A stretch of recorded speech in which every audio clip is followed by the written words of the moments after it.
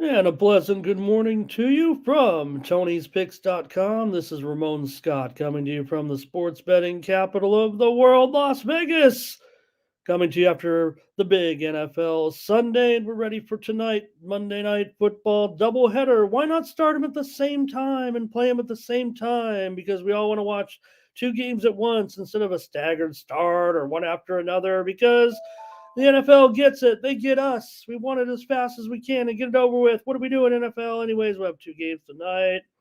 Looking forward to a couple of games, with some significance here tonight with our matchups and the Dolphins going, one of the top teams in the AFC and over in the NFC. Well, maybe the Packers can get something going. They're taking on the Giants tonight. So, two games in the NFL for Monday Night Football. How'd you do yesterday with the exciting and what is going? There was one point yesterday. Um, where you just had to take a step back. It was probably about 2 hours into the early games, and the games had all just fallen apart. And I mean, like things were happening in every single game that just don't happen on an everyday Sunday, where you had to take a step back and said, "What in the actual thing is going on here with some of these games?" And well, it's certainly shaken things up as we head down the stretch in the NFL. How'd you do yesterday? Hello to everyone in the chat. We're back in action tonight, also in the NBA with a massive card. It's good news for all you regular season fans. Get back into the day in and day out doldrums of the boring regular season before Christmas. Still 2 weeks to go before Christmas, so half the people won't even care. They don't even know what's going on in basketball like you guys do, but it's back to the regular season tonight. Uh, for good, no interruptions. We won't be, bothering you guys anymore with our little things that we like to do, fun things, new things, innovative things. We'll get back to the old boring ways. That's the way you guys like it. And we'll have 4 games in hockey to 5 games. Well, how many in hockey tonight? We got a 5 game hockey, 4 game hockey card, like I said. And we've got college basketball action, a handful of games, nothing too exciting, but we do have one game that starts at noon Eastern, 9 Pacific. So thought we'd take a look at that one. Why not? As we get rolling here on the card for Sunday. Hello, everybody. Got a couple dozen of you almost in here right now. We'll preview the games in just a moment. Head on over to Tony'sPicks.com. But first, let me say hello to Team Steam with Gerardo leading us off today. We've got soccer action from around the world, including major European leagues. Monday Night Football in Italy, a couple of games tonight. We've got action in Spain as well. We're going to resume that game from yesterday. They had that tragic fan death interrupting the game between Granada and Bilbao. They'll resume that game tonight. Also, what else was there? Oh, there was a game from League One. So a little bit of Monday Night Football, though, tonight. No EPL, but we have some other games from Italy and Spain. All right. The chat is here today. Thomas says, like and smash. Get us going. Get us started here. Matt D's ready. Mike is here today. We'll preview everything we can. Blake and hey, Blake's here, and I know that down in Nashville, they're thinking about the great tight end Frank Wycheck, the star of the Music City Miracle, passing away after a tragic fall. A great tight end with the Oilers and Titans. Hello to Blake and all of our group from Nashville and Tennessee. Hello to Jimmy today as well. And Doubles is here. Salty. Hey, there's one way, everybody loves some good duck. Can't believe I just said that. And let's go over maybe to Tony'sPicks.com here real quick and get that part of the show started as well. But we can preview the games. I like to, on a Monday where, well, we have quite a few games to cover, especially in the NBA, but I always like to cover the action. I hope you guys enjoy it too when we go over each and every game and review what happened on Sunday, because we had some winners here on the show. That's for sure, didn't we? Uh, Take a look maybe at the big game. Certainly last night, the Cowboys, they led 30-13 and went on for the victory against the Eagles. Yeah, we had the Cowboys here on the show as our play, and we also had the premium pick winner to go under, probably right where it deserved to be, right? When you think about it, probably was just bumped up a little too high, just figuring two great teams. And hey, there was some good offense in the game, good defense. Josh Allen, over 250 yards of total offense. He was even running out there a little bit last night. Looked good. Threw an interception and a touchdown. No big deal. Buffalo 7-6. Look, it's not all hunky dory right now for Buffalo. I think in the AFC right now you can look at, I would say 5 teams are in the playoffs for sure. And then we're still battling with the rest of these teams is going to be exciting. But I would think right now, the top 5, Baltimore, Miami, Kansas City, Jacksonville, and Cleveland. And from there, we've got to, get Buffalo, I would think, because, they certainly are a team that has a chance to, still do some stuff, even though we've kind of been down on them. They haven't, really lived up to all the expectations, but they've got to fight here a little bit, and maybe it should work out for them. But Mahomes, 271 yards, but just, you know, like we've said with Kansas City right now, just not into the game. These receivers aren't terrible, right? But they just make too many mistakes. Uh, Tony offsides on that, potential game-winning touchdown, the 48-yard lateral play. You saw Patrick Mahomes. He was upset with the officiating. You rarely see him get like that after the game. Got a little ornery after that one. So a little bit of pressure here on Kansas City, although they look like they're probably in for sure, I would think, here at this point. So, anyways, I know I could kind of mixed up the games there a little bit, but talking about the two big games last night with the Cowboys and the Eagles. So Dallas improves to 10-3, right? And Philadelphia 10-3 now. So real interesting. The two teams are tied at the top.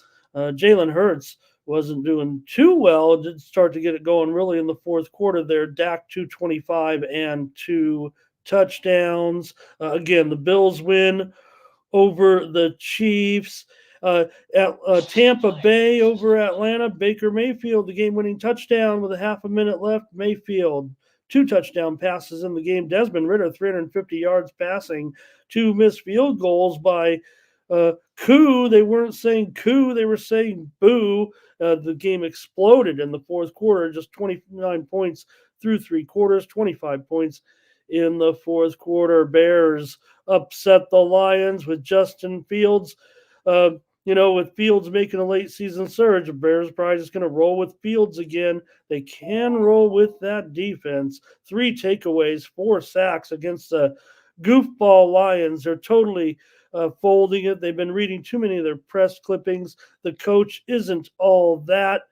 And he's really cost them. It seems like, man, after a while, you just got to dial it back. We all love gambling, man. Believe me, we got a room full of gamblers here, but geez, Campbell, dial it back a little bit. Detroit, though, still pretty strong record, nothing to panic about, but the Bears with the win looks good. Goff, 2 interceptions, took 4 sacks. Bengals over the Colts, the Jake Browning experiment success continues. 275 yards, 2 touchdowns yesterday, and they've got more weapons now with the Bengals looking interesting. All of a sudden, they're on the outside looking in, but they're starting to get it together a little bit. The Colts had their winning streak snapped. Minshew, 240 yards. Both teams 7-6. They're in that group of 7-6 and 6-7 teams. It's going to be wild in the AFC down the stretch. Cleveland over Jacksonville. Interesting game. Joe Flacco, right? So you got to wonder what some of these teams can do with these quarterbacks, right? When they just come in and They don't know which direction they're going. They bring in a guy like Flacco. These are probably the guys you need to bring in if you can, when the chips are down and the starter is injured. You need experience. Flacco uh, looked fine. I mean, there's no doubt in the game, 311 yards. I mean, they're passing with Flacco. There's no problem here. Flacco is your man in Cleveland right now, at least in this playoff push. Not worried about whoever's injured, whoever's coming back. You're rolling with Joe Flacco right now. Could be, at the end, it might not. It might be what cost the Cleveland Browns, but when you're out of options and you do have a guy who can still stand in the pocket. Uh, Brown's defense doesn't hurt either when you get 3 interceptions, a fumble recovery, and 4 sacks. So both teams, 8-5, we have them in. It looks like with that group. Carolina loses to New Orleans. I'm done with Bryce Young, you guys. I'm sorry about that one. I tried to still roll one more time uh, with Bryce Young. I mean, I give up at this point. Carolina should have given up a long time ago on playing Young, right? Look, your season was over, so that's why he's in there rather than some of these teams that, you got to find someone to play quarterback, a veteran, or, if you have someone. But, you could learn a thing or two by watching. It doesn't hurt to watch a guy like the Red Rifle or somebody. Anyways, New Orleans just stomps them, and the Saints weren't anything special either, but they did record 4 sacks, 2 fumble recoveries, and whatever was going on though with Derek Carr, a little bit of a argument there on the sidelines. Hey, Zach Wilson. Okay, hey, I'll take the credit. I mean, everybody wants to, and I'm not saying, Zach Wilson, let's go to the Hall of Fame, but, uh, roll with Zach. You've given him this experience. He's back in that 300 yards passing for Zach. And Garrett Wilson, of course, he's a thing. Wilson to Wilson. That's been the only thing that they've had offensively, really. And they combined for 100 yards and nine connections. Jets defense, 5 sacks, and CJ Stroud got knocked out with that concussion. I thought it was a little bit of a bad shot there by the Jets. Pretty poor sportsmanship.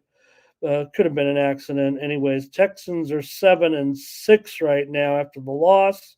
The Jets get the win. Just trying to listen if Aaron Rodgers is going to continue his workouts. Yes, he is. Yes, he is. He says the Jets still with a miracle chance to make the playoffs.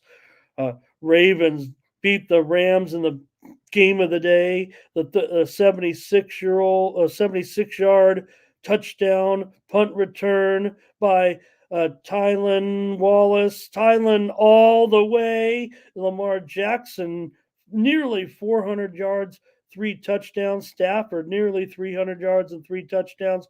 Kyron Williams, yeah, he's a thing for sure. Cooper Kupp was looking good. Nakua was looking good. The Rams can look good there in some of their games.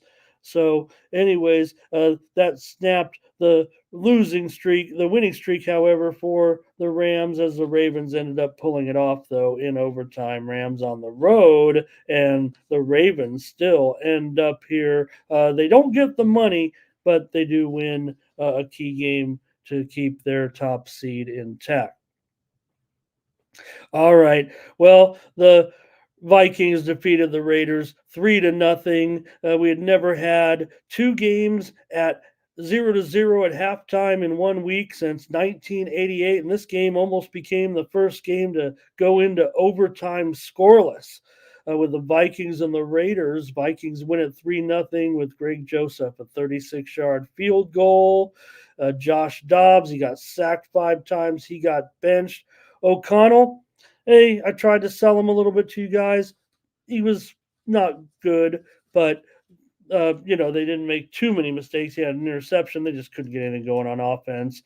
Raiders defense, 5 sacks. Max Crosby, 50% speed, 150% effort. Raiders defense, 5 sacks. 49ers blast Seattle after Geno is announced out a couple of hours before the game. They don't get the money, however, as Drew Lock leads them to the cover with 269 yards and 2 touchdowns. Still Niners 10-3. Debo, 7 receptions for 149. McCaffrey, 145 yards receiving. Brock Purdy, 368 yards, 2 touchdowns. Niners continue to roll. And I'll save it for last because I just want to make fun of my Chargers losing to the Broncos. And now Justin Herbert has a broken finger. It might cost him the rest of the season if the Chargers are going to be out of the picture. Maybe he could come back to play a game or two, but maybe just move to trying to develop Easton Stick if he is going to be your backup. Look, we've seen Stick in the preseason. There is a little bit there for Stick, but he was just overwhelmed, man. He was getting the first series, got the ball knocked out of him late, he gave up something. Staley said he looked better as the game went on. That's why Staley's, one of the worst coaches in the league because he doesn't really even pay attention to what's going on in the game, it seems like. Russell Wilson, 225 yards and 2 touchdowns. Cortland Sutton made that ridiculous catch. The Broncos defense all over Herbert for 6 sacks and Stick. Herbert was sacked 4 times. Stick was sacked twice, and he also fumbled twice.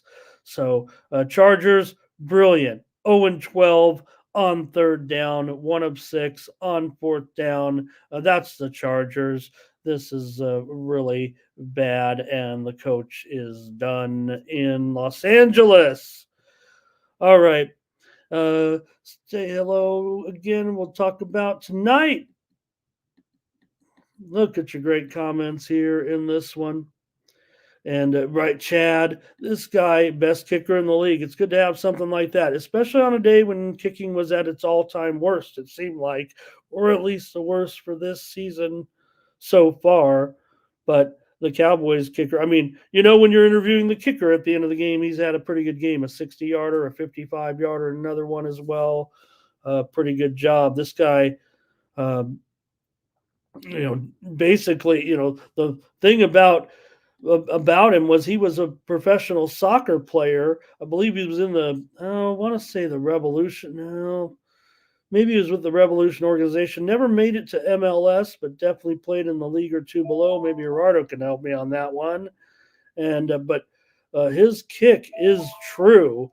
He looks like something half the kickers certainly don't have. So I I would think a secret weapon here at this point for Dallas and their kicker in that one. Eagles, they've lost 75-32 over the last 2 weeks, and the Eagles have been outscored in the first half in their last 4 games, 72-26. And as an underdog, not too good of a roll if you think about it right now. The Eagles with Sirianni are 5-9 against the spread. As an underdog, Dallas has won and covered 7 of their last 8 games now, and they're the team you want as a home favorite. Nobody likes laying points. How about Dallas? 16-6, last 22 as a home favorite, including 6-1 so far this season. All right. A few more names here, a few more tidbits from the crew. How we got? Hey, Dave's here today with talking about his Broncos. And, we had him here yesterday on the show, Dave. I gave out the Broncos yesterday for sure. Said they'd beat the Chargers, and of course they would. Nicholas is always here giving out the good vibrations. Yeah, Dak, just be careful what you wish for, Dak. The Eagles are not done. It was just a little bit tarpy here, I think, right? We gave out Dallas. We gave out the under. I talked about it. Matt. Right? It does. It basically does, right? The in-season tourney to decide who gets to the postseason tourney basically is what they're talking about. And yeah, what about Swifty? Is she costing this team here a little bit? Yeah, anybody could beat the Lions at this point. It looks like God, what a disaster this coach has been. Okay, Mister Rah Rah, hire some guys to help you out, making decisions a little bit. And for Houston. So it's really tough to see, but that was actually a little bit of a, we're never going to tarpy here with these tough spots. Hats off to the Jets, though, in that. What else we got before we get rolling here? Mike says cash the biddy. I don't know, Mike. I think I'm going to keep rolling here at this point, especially if these, interest rate people are doing what they're doing. I don't know. I'm no expert. That's why I'm here trying. No expert here either. But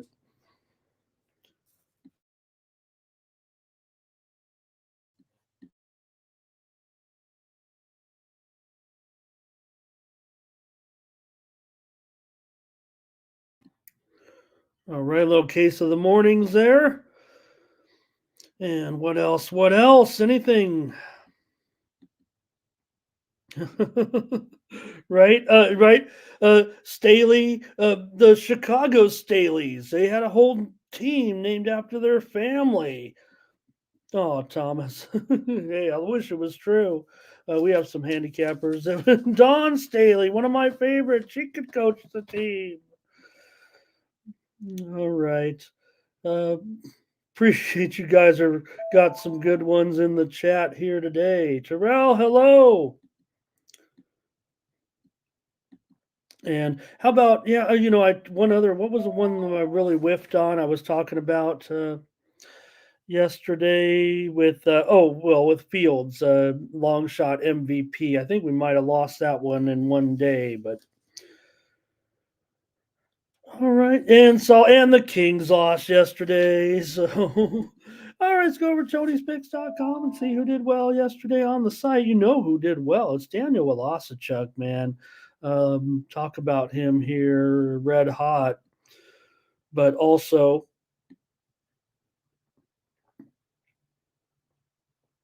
Hollywood Sam. Here we go. Daniel Walasachuk, 5-1 on the day, continues his monster roll right now. Nick Vartini, 7-3 on the site. Probably Sam Bermurdy was heavy with the action in his props, 11-8, and there I am.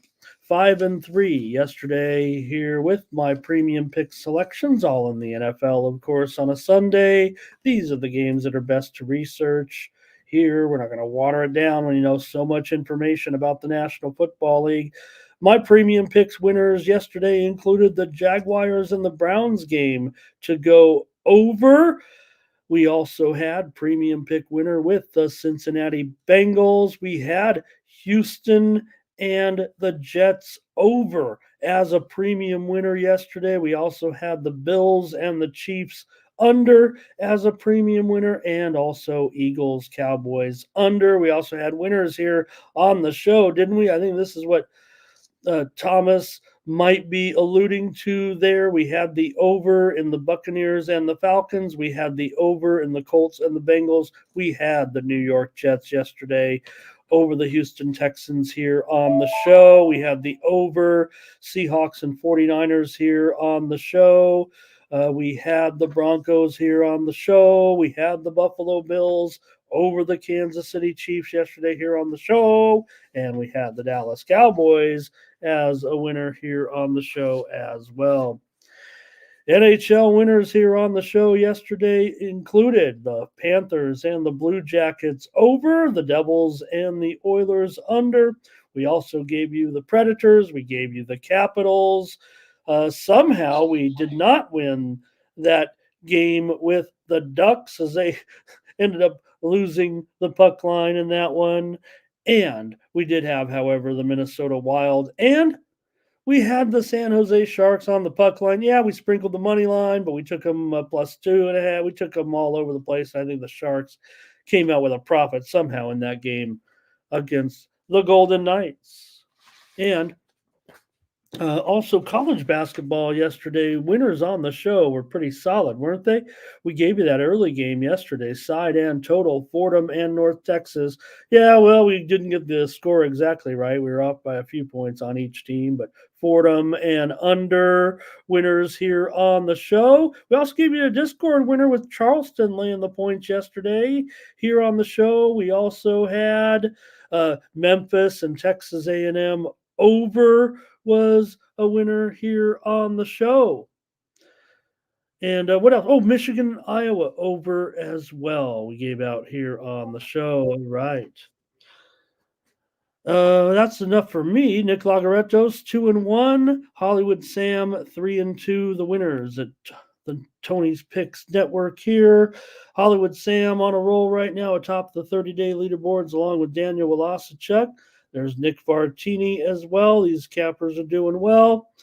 Nick Lagarettos is up there. He's Joseph Schultz. Mindy Hahn, 35 and 25 plus 3.5 units over the last 7 days. Chauncey Giles and the VIP account. Over the last 30 days, here's what I'm talking about with Daniel Walasachuk's great run. He's up 25 units. You look at these names here on our monthly leaderboard. Don't know who any of these guys are, quite frankly, but here they are, tops of the leaderboards right now. They do have some social media presence. I'm not going to dox them, though, if they're, these undercover cappers here, Daniel Walasachuk, Nick Bartini, Joseph Schultz, Hollywood Sam, and Marlon Pettis, all welcome to check out their picks here at tonyspicks.com. I'm going to promote the site every time, but, I'm here for a reason, making sure you know that I'm here doing the work every day. Check us out over at tonyspicks.com. Use the promo code TonyT at checkout to save 20% off all premium pick packages. I'll promote these guys, even though they might never have heard of me. I want you to come to tonyspicks.com and check out our website. So I'm appreciative of their efforts to get the plays in here every day. Check us out over at tonyspicks.com. Check out our premium pick packages over there every day. All right. Enough of that. We'll go back over and get this show started here. A few more comments from you guys, and we'll get to the previews for today. And Ray, good morning. Nice to see you as well. All right, here we go with the show. Get ready. We'll go to the NFL for Monday Night Football.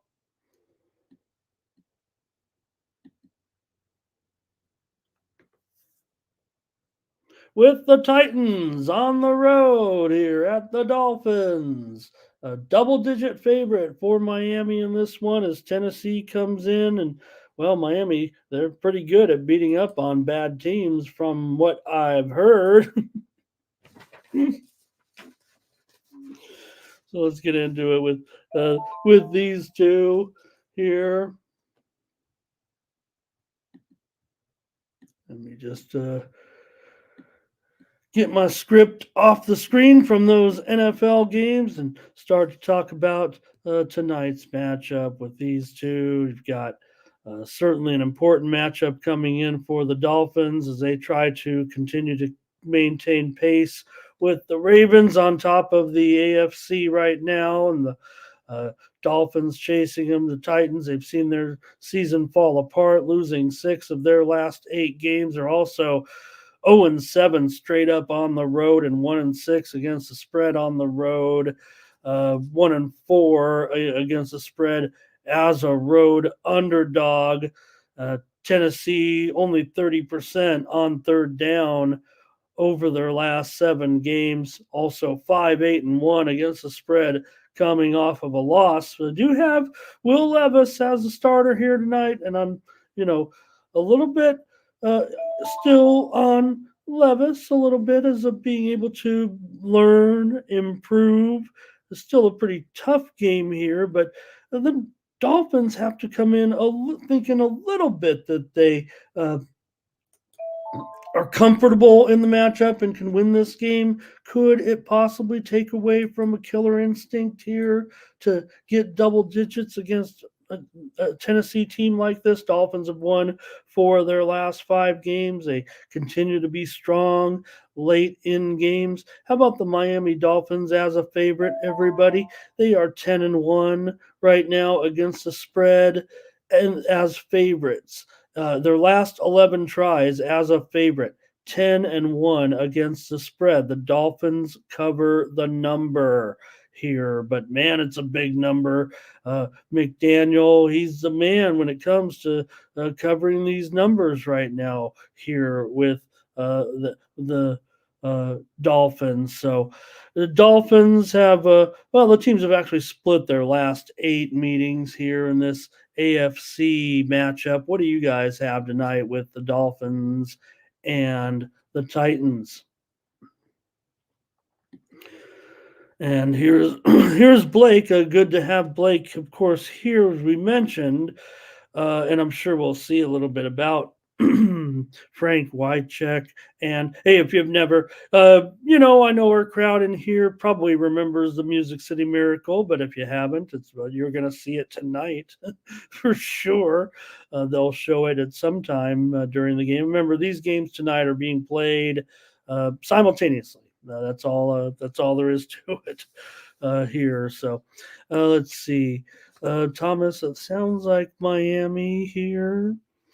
And Matt says, because of the ease of the schedule, I think the way I'm interpreting this, because of the ease of the schedule, it makes it a little bit easier for Miami to just continue to play well. Mike equates the just overall general. I think he's saying because, let's see, Titans should cover after the Dallas performance last night. I know what you're trying to take it like a league wide thing, like maybe because of I don't know. I can't even make a conclusion off of that, Mike, on that one. Fernando says maybe the Titans here. I don't know. I mean, could they? Here's Thomas on the Dolphins. Let's see. Anything else? Okay. Mike, is he going over here in this one? Doubles just take the points no matter what. They'll find a way to get it done. All right. I don't know. I kind of want to lay the points here that maybe Miami, I don't think it'll be a killer instinct, but I think they might actually enjoy a little bit of, convenient cover, if you will. Chad says and again, I mean, you got to pace yourself a little bit, right? I mean, you can't always go, pardon me, you guys, full bore on this one, it feels like here. So I'm probably going to end up here on the Dolphins to win and cover here, of course, to win, but I might be willing to lay 2 touchdowns here on the show. I do think it's going to be an under. I want to give Will Levis. Oh, Gino's here today. Hello. He says, what about those injuries? Could that be a factor today in getting this one under the number? Interestingly, this opened low as 11.5 and has gone all the way up to 14. Derrick Henry's been on the injured list this week, but he is probable in the game. I don't know if I don't know if the injuries are significant enough. I mean, you do have a tackle out, I believe, in this one for Miami. It seems most significant. I think you're also missing a linebacker here, but Robert Jones, the offensive lineman, has been upgraded to probable here for Miami. Armstead is questionable. So maybe, if anything, that's where you're talking. Maybe the offensive line is a little bit banged up here for Miami coming in. Hello to Lazzy Love. Give me the Dolphins today in this one. I'll go ahead and lay 2 touchdowns. I don't want to give that out as a premium pick, but here with this high total too, don't forget, we could talk about those. I feel like am I just using the same trend over and over. I don't want to waste your guys' time, but I also don't want to miss anybody that, you know, is either new to the game or I don't know if we're ever going to have that, but uh, you know, just someone who's seeing the show and they don't know about all the crazy trends that happened on Monday night, Sunday, and Monday night with these totals right now. I mean, of course, we're dealing with Monday night. It did go over last week, don't forget, but we're still dealing with 15 Monday night games so far this season, and 13 of them have gone under. And I think what I'm, starting to determine here, and I think you can see it last night, if you look at, and this was when I went on one of the shows, talked about some totals that I went under, is that, the teams that are coming off of buys um, are producing some big time unders right now this season. For example, the teams that have been on buys so far, it is strong. In fact, I got to go back and see how it did after this weekend, because going into this weekend, it was 5-18-1, the first 24 teams to have buys. I could figure it out here real quick. I know who the teams were that had buys, and I just don't know if I can. I don't want to, take up too much time here on. Well, of course, it doesn't matter on the show. We just take up as much time as we need. But let's see. Well, one of them, the Vikings and the Raiders, were both on a bye. That went under. Those games both went under. The Ravens did go over. Buffalo went under. The Bears went under. And the Giants are tonight. So out of that, you had four of the 5 teams go under. Okay, here we go. So far this season, and there is one tonight, and I'll just mention it right now because we're about to move on to the other game. In fact, we can do it. My pick here is on the Dolphins in this game, and still covering the total here a little bit with the synopsis of Monday Night Football, talking about all these unders. But let's move on to the next game, because I'm going to talk about it kind of in general, because the Giants are playing tonight. They had a bye last week. 4 of the 5 teams that had a bye that played yesterday went under. That makes this season, teams that had a bye the next week, 6 overs, 22 unders, and 1 push, with 1 team left, the only team left, I do believe. Every team has had their bye, and they've all played. So it's the New York Giants tonight that has not, that, will this game go under? Because like I said, coming in. And so when we talk about the way, so like Monday night, you get that extra day off. All these games are going under. Sunday night, it might be a little bit difficult to explain in this context, because all you're getting is not even a half a day. But also, that more equates me with primetime totals being higher. With higher betting volume, you're always going to get an extra point or two if the public is banging the over as they are. But remember when I said about the Thursday night games and how those are actually now going over a little bit? You figure on those. There are some teams that had a bye into that Thursday night game, but I don't think there were just maybe a couple of them. So what you're dealing with there is a short rest, a 3 days rest, right? And those games were going over a little bit more. Defense must be the ones that benefit from the longer rest better than offense, right? Defense enjoys the time off, needs the time off more than offense. That's a conclusion that I'm officially making here. It feels like at this point. So. All right. Anyways, we're here now with the Packers and the Giants in the second game of the, well, I want to say Monday night doubleheader, but it's not. These games are being played at the exact same time. One's on ABC and one's on ESPN here. The Packers, they're hot. They've won 4 of their last 5 games. And, well, Jordan Love's been pretty good. I think it's starting to work out a little bit. Just when you say that, I don't know, they kind of get beat down a little bit with Love. Hey, there's still some work to be done. And you have Tommy DeVito. Hey, Tommy DeVito's getting T-shirts made up. They're making T-shirts for Tommy DeVito right now. Not it's not all terrible with Tommy DeVito at this point. It's tough for the Giants if they're not going to be that great, but hey, they've won their last two games. They've allowed 26 points. They just got to get off to a better start. They've been outscored 68-24 in the first half in their last 5 weeks, but Tommy DeVito, he's 2-1 in his career right now. So there is that. The Giants have just an awful offense. We know that. I mean, they only averaged 260 yards a game this season. That's not good. 7-4-1 though. The Giants against the spread, coming off of a win, but as a home underdog, they're absolutely brutal. 11-20-1 against the spread as a home underdog. The Giants have gone under in 9 of their 12 games this season. For the Packers, they've won 4 of their last 5 games after that 4-game losing streak. So they're surging a little bit here, and they've been really good in the first half, outscoring their opponents 39-12.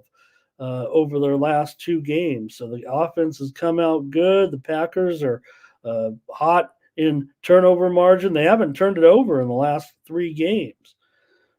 Packers on the road, 2-4 straight up and against the spread so far this season. But man, they are performing pretty decently in the clutch right now, 32-65 on third down in their last 5 games. But as a road favorite, this isn't the best role for Green Bay. Just a 2-7-1 record in their last 10 games as a road favorite. So things can get a little goofy sometimes in the Meadowlands. I don't think the Packers are necessarily the type of team that I want to trust laying many points on the road. That's what it certainly feels like for me. And even with this game here, the Monday night, I'm scared to take this under. This is one that I'm kind of worried about. Actually, we could maybe see some production here from the offenses. It feels like for me tonight. Green Bay's gone over in 3 of their last 4 games, and man, I don't think I want to give it out as a premium because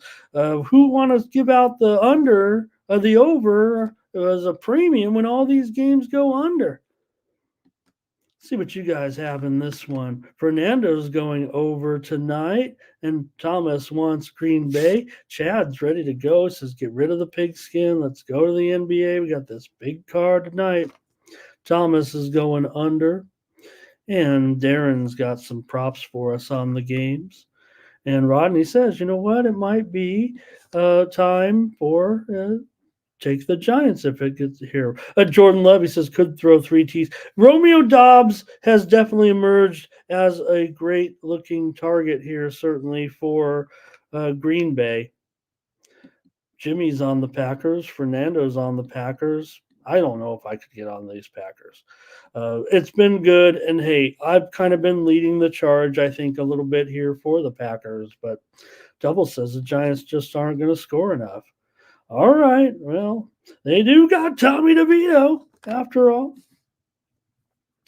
So maybe that will be the problem, but I'm going to be taking the over in this one, even with all those trends I just mentioned. I want to make sure I give you the best trends. I mean, it's tough. I'm Mr. Trend, but I will be fading this total tonight. Taking the over in this one, I do expect some production from Tommy DeVito or Danny DeVito or whoever is going to be in there. I think that's what CTG is saying.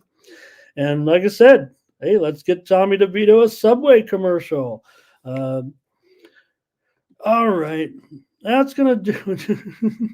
He said it. He said it. I didn't. But it only makes sense to do something with these guys if Tommy DeVito can have a little bit of success. They might not make the playoffs, but when you're a quarterback in New York, you can make a name for yourself. You could be the next Zach Wilson. All right. That's the NFL tonight. Hey, enjoy the games. And if you get a chance, join me over on another channel. I'll be on a show tonight that does a live coverage of both games. They've invited me again. Wow, amazing. Thank you to those guys, and I'll be on that show dealing out some live plays, I think. So please check me out over there. You probably can find it on YouTube. I don't want to come on Tony's channel and talk about too much, but I go on there talking about Tony's picks, representing Tony's picks, because that's where we are. That's our team's team right here. All right. You can say it. You can say it, Fernando, if you want for me. Yep. Thank you, Peasy. Please, if you can, go ahead and put it in the chat. All right. And let's get ready. Chad wants it. We all want it. We want to talk about this big NBA card as we get back to the regular season. That's what we want to do. Get back to the grind of the regular season here with this massive card tonight. And I think I've got some good picks for us for the free plays, and I love the premiums tonight. And we'll be on the NFL for sure. We're all going to be on the premiums as well. All right, let's get rolling here and see if there's been any line moves too, because I know this one's been moving a little bit on the total. The Pacers and the Pistons can't get away from these two teams right now and their massive numbers here. But I don't know. I mean, can we just keep, playing Indiana over in every game? I don't know if we can. It's got to end here sometime, doesn't it? The Pacers are on their ridiculous run of totals. It did slow down a little bit, but I mean, after all, that was the NBA in-season tournament, or as I like to call it, the NBA Cup, that the Pacers just did a terrific job. They deserve lots of accolades and respect for their performance, even in defeat against the Lakers. Halliburton, LeBron James was the MVP of the NBA Cup. Tyrese Halliburton was the best player in the NBA Cup. Anthony Davis was the best player on the Lakers, but that's another story. Here, the Pacers come in this one now up to a 7 or a 7.5 point favorite, and the total has dropped here maybe a point to 246.5. Could this run be over a little bit, this run of overs? Could it be over a little bit? I think it could be. I mean, I kind of want to take the under in this one with the Pacers and the Pistons. I just think eventually we're going to get it under control a little bit. I don't think the Pacers are going out there, especially a team over 500. And I know we're playing a Detroit team that's lost a million games in a row right now. I mean, we don't want to, ignore that fact here, but more so just talking about the Pacers and these totals and how it keeps going. Oh, you've got to try to mix in a little bit of defense here. It's a strategy, no doubt. It's not like you're just terrible defensively. You've got a young team and they're thinking that they can kind of play at a different style a little bit than some teams. That's kind of what it feels like for the most part, but it's just been a great run right now for the Pacers and this, good start that they're off to, but all these totals over just 16-5 right now for the Pacers to the over so far this season, 7-2 to the over on the road. Detroit, they have gone under in 6 of 11 home games, but really it's been a disaster right now with this massive losing streak. The Pistons have gone 12-8 to the over as an underdog. Want to say hello to Lucky Power here today in this one. Great comments already coming in here. And Fernando's on the under. He'll give a lean to the Pacers. Maybe the Pacers here for some of you guys, it looks like. Hello to Lucky Power. Oh, I said it already. And maybe, could they just take it a little bit lax here? 7, I was like, 6.5. I could maybe get a 7.5. Now you're just starting about talk about maybe where the game could end up. And Timmy Two Shoe says they'll just keep going. Take a look here. A little bit of personnel in this one. I don't want to. This is a. Let's see here.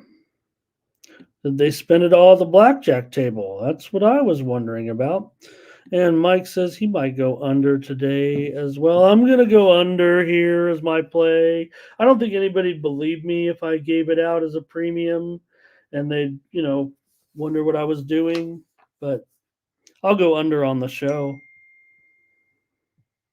And there's Chad bringing us. There we go. That's what I was looking for, and I didn't need to uh, do it necessarily, right? So, what does that leave us with? Um, let's see. What does that leave us with here with Detroit? I would imagine Stewart and Wiseman get in there, right? It's not awful. It's not awful, really, for the Pistons here. I mean, you'd think Cunningham, uh, he could certainly. Again, you're dealing with a team that isn't playing much defense, and Buddy Hield doesn't play any defense. That's for sure. Uh, Bogdanovich, he can probably get his production in there against a guy like Brown, and Stewart can do a good job. The only guy who's really got is probably Brown against Bogdo. Bogdo will bog you down a little bit sometimes. And Halliburton also, I do think that this guy. The one thing about Halliburton, he's kind of a complete player here. I would actually, Darren. I don't know about. No, I do like that one actually. Yeah, I do like that one. All right, we're gonna get too crazy on this one. You guys are just so excited to get back to the NBA. It looks like. Yeah, and Chad says, don't forget about these guys. So, all right, but across the board, you got to like the matchup for the Pacers, other than Brown, I would think. So, give me the under in this one. Pacers and Pistons here. Even the Pacers can go over under once in a while, hopefully tonight. Bad game, Chad. Well, Chad, these are your it's your basketball. You were the one that wanted. All right. Maybe we get to a little better matchup here with the Cavs and the Jazz in this one. You got Magic here favorite. It's down to 1.5 right now, and the total is up to 227. How about that? So a little bit of move here to the Cavs, it looks like, and a little bit of move to the over. And I don't know if I see it on the over here, actually. Maybe am I going to be going under in every game again, like I did that day? I don't know. Here comes Ray. These guys are ready to roll on the Cavs here right now. And I probably might go that way too. Dave's on this one on the under, and this is what I'm going to be liking here, I think. But I don't know. I was kind of this should be under. Okay, well I might be forced to go with it right now. You guys like it so solid here. I was almost thinking about. Well, I mean, I was thinking about playing the under in this game as my premium play, but maybe I can dial it back here a little bit and just go with you guys. I do like the Cavaliers here on the road, maybe to get this win here. They've been looking pretty good. Now, they've had some guys banged up. Let's take a look at where we stand today with the Cavs. Evan Mobley is still out, but that's, here's Darren on the Magic. Okay. Well, I mean, I get it. Maybe the Magic are a little bit better cover here. I think maybe at home is what it feels like to me, but I want to take the Cavs. But you guys are good on the under here in this one. So if you guys are so solid on it, I'm going to play the under again because I want to try to play every game under. I'm not going to give it away just yet, but talking about all those injuries for Orlando, and it's not a great matchup when you think about it for guys like, even for Wagner and Banchero. But remember, Orlando, I heard someone saying, they didn't like, they were like talking about Orlando saying, oh, this team doesn't play any defense. Well, I think they do. I've got Orlando rated as an interesting defensive team. I mean, they have some flaws, certainly defensively, but I like the way. Look, Anthony Black is going to, he'll pester you, and he's an interesting process. He's still an interesting pro. He can't, offensively. I'm not going to go there right now, but he gives you an interesting option there.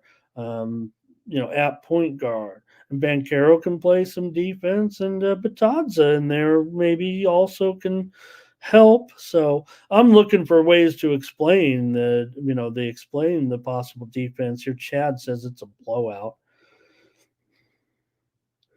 And Terrell says they can get another road win here. Cleveland 6-4 against the spread on the road. I will mention that Orlando's been pretty hot of late, 8-2 against the spread in their last 10 games. And Fernando says, I don't know if he's saying because the total went up and that's why he wants to lean over, or did he have it stronger and then he has to change it to a lean because it did went up? Yeah. Well, yeah, you're right, doubles, but I like to give out winners on the show as well. And good point. Good point. I mean, people are paying for those picks. I think the margins are kind of, slight in the NBA. Let's see here, Chad. Thank you for that. All right. I'm sorry about that, Orlando. I've got them 7-3 actually against the spread last 10. I think it just said 8-2. I see one. I got one wrong there, but we'll mention that Orlando is 10-2 against the spread at home so far this season, and Cleveland. Let's see, 13-9 straight up. 7-3 straight up on the road. All right. I'm probably liking Cleveland. I don't think I'm going to get there on a premium, but good thing you got. Okay, Chad's got the sports book. He's on the phone. The sports book's telling me something here. Cavaliers to win outright. Got it. And I think they will too. But I'm going to give out the under here. Too late on that. Yeah. Well, good point, doubles here. Some people will only bet overs, and I guess you're supposed to be 50-50. But there's nothing wrong with betting all overs, but just don't bet all overs all that, right? You got to lay off, I guess, when it's going to go under. I guess that'd be like a win. I don't know how that works. All right, give me the under in this one.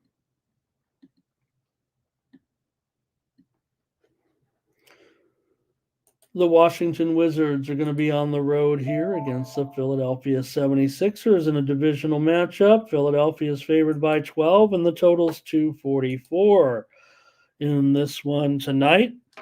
And this one, to me, man, of all the games today, I'd give this one the old lean treatment. These numbers are falling very, very close for me right now. I think tonight in this matchup, at double digits of Wizards here, obviously very, very bad. Solo says, give me the Wizards on the money line, baby. That's what I'm talking about, Solo. I just want to look right now and see what that delicious number is. Can they really go in here and somehow find a way to beat the Philadelphia 76ers? Have you been putting in gummies in your oatmeal? Here, because the Sixers should have a terrific matchup tonight. There's no doubt about that in this one. I mean, offensively as well, I would think, against Washington. And maybe there's just a tiny bit of value. I'm trying to find a spot here to get on these guys, to get on something in this game, because I wasn't feeling too great about this game. Chad says maybe we've got an injury, look at the injury situation, with Embiid here. I don't think it's a pressing injury necessarily. He's questionable tonight with a knee injury. I guess if you're going to take any game off, this would be the game. Maybe a game like this would be a game to take off. And Solo mentioned, taking the Wizards money line, and if you had a guy sitting out. So if you do think that there is a chance that Joel Embiid could sit this game with a knee injury, and yeah, Terrell says he's on the injured list quite a bit, this might be the game to take off to a certain extent. So maybe we could just leave it at that with him on the injured list, and we'll leave it like that. But I'm going to end up. I guess I'll take the over. I've already missed out on a little bit of value, but like I said, I think the Sixers should have a pretty good day here. I like this. I would lean to the 70s. I hate the leans, you guys. But I guess if I'm only giving out one play, I can deal a lean here and there. And maybe if it's a team that you were leaning to, here's Dave's on the over. So I'm on the over in this one if Dave's on it. I would think that, Maxey, Melton, Harris, all these guys can get over their props in this matchup with the Wizards. I mean, these guys are just dreadful, actually, defensively. It's kind of funny that they've actually been able to, go under in some of these games of late. Washington, both these teams are a combined 28-14 to the over so far this season. Chad, you're passing on these games, and this is regular season NBA. What are you doing? All right. Give me the over here with these two. Sixers have been going over quite a bit lately, and they've gone over in 8 of their 11 home games. They've gone over in 8 of their last 10 games as well. So I'll go over. This is my low confidence game of the. This is the LC play of the day.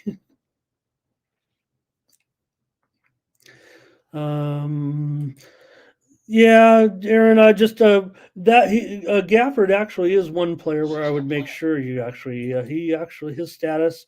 I do think he will play, but he actually may be slowed by his injury.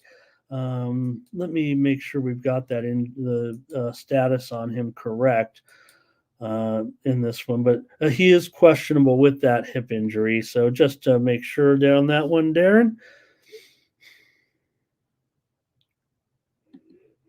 All right. And the Heat going to take on the Hornets tonight. In this one, two teams that came in, the two expansion teams that, well, I guess the Hornets are, this is a different itinerary of the Hornets. But still, these two teams entered the league at the same time, or at least another team called the Charlotte Hornets did. Hey, Kirk, we'll talk about it. We got a little bit before that game starts. We're going to preview that early game in college basketball. Chad says maybe the Hornets can get this one.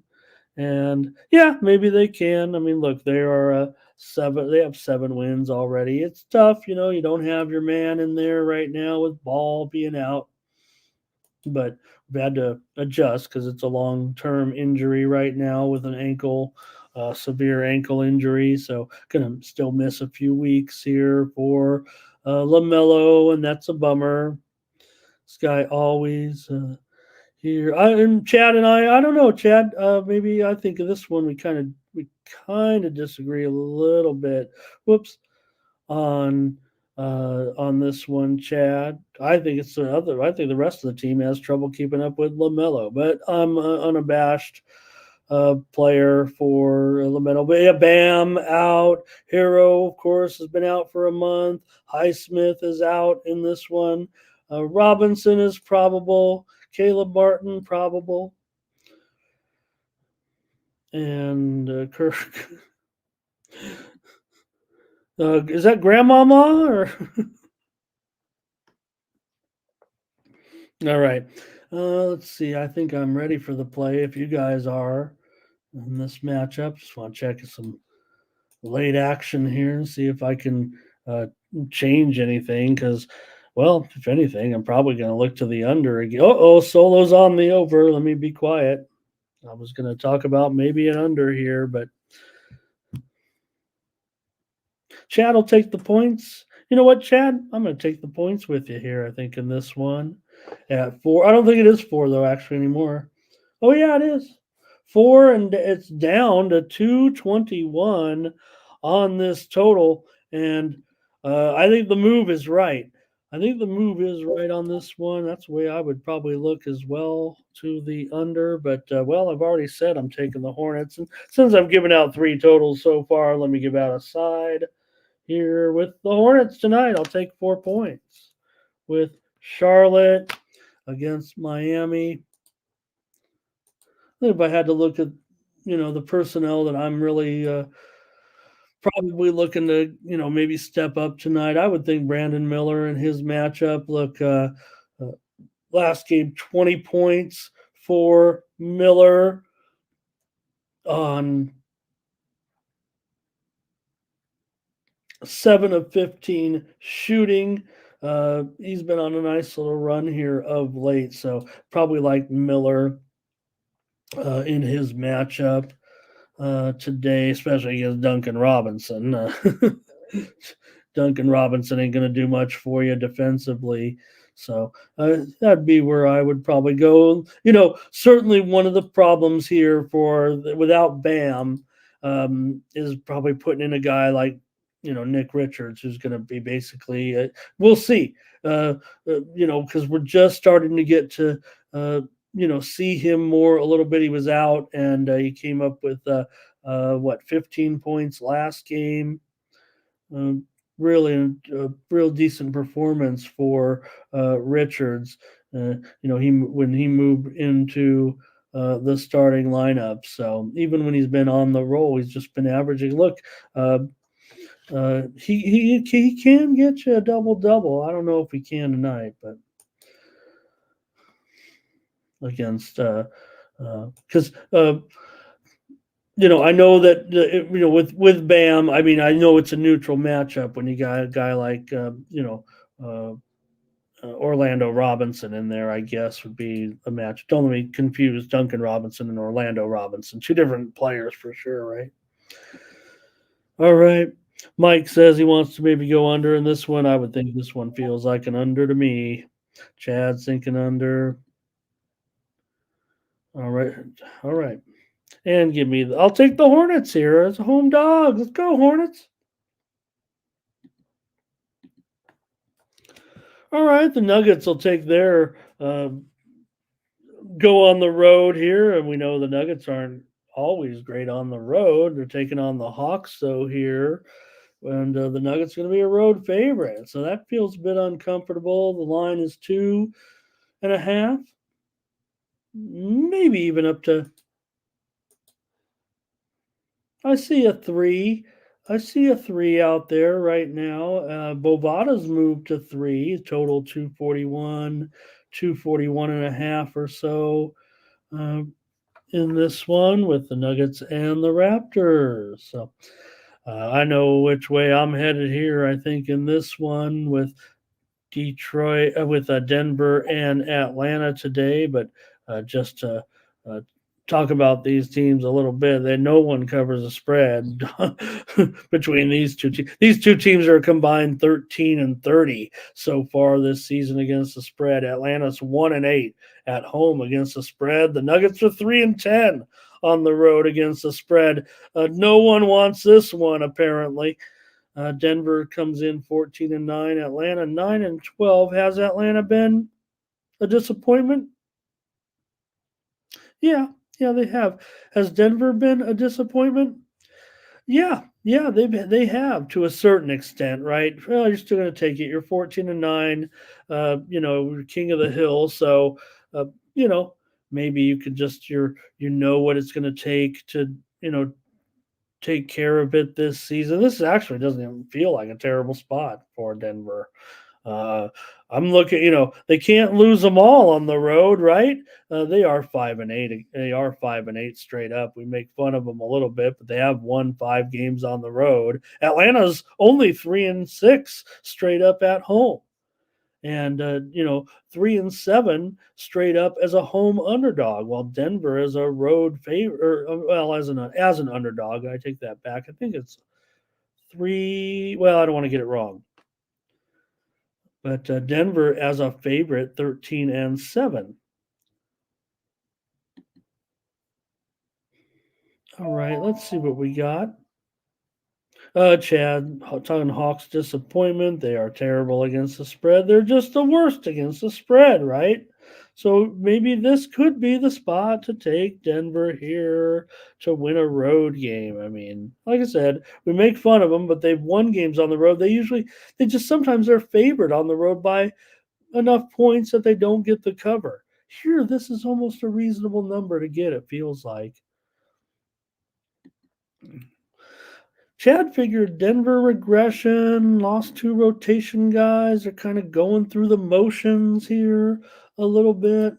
But again, they do win some games. And you got, let's see, Murray. What's the injury situation here? I don't think it's significant with Murray right now, even though he's on the list. He's probable. Trae Young is upgraded to probable. He was sick, so he's back in this one. Mike says Bitcoin. He's talking football. He's equating football to Bitcoin prices. That seems like something I would do. All right. Anyways, for me in this one, I'm going to take the Denver Nuggets on the road. I'm going to take Denver to win and cover today. A road game against Atlanta.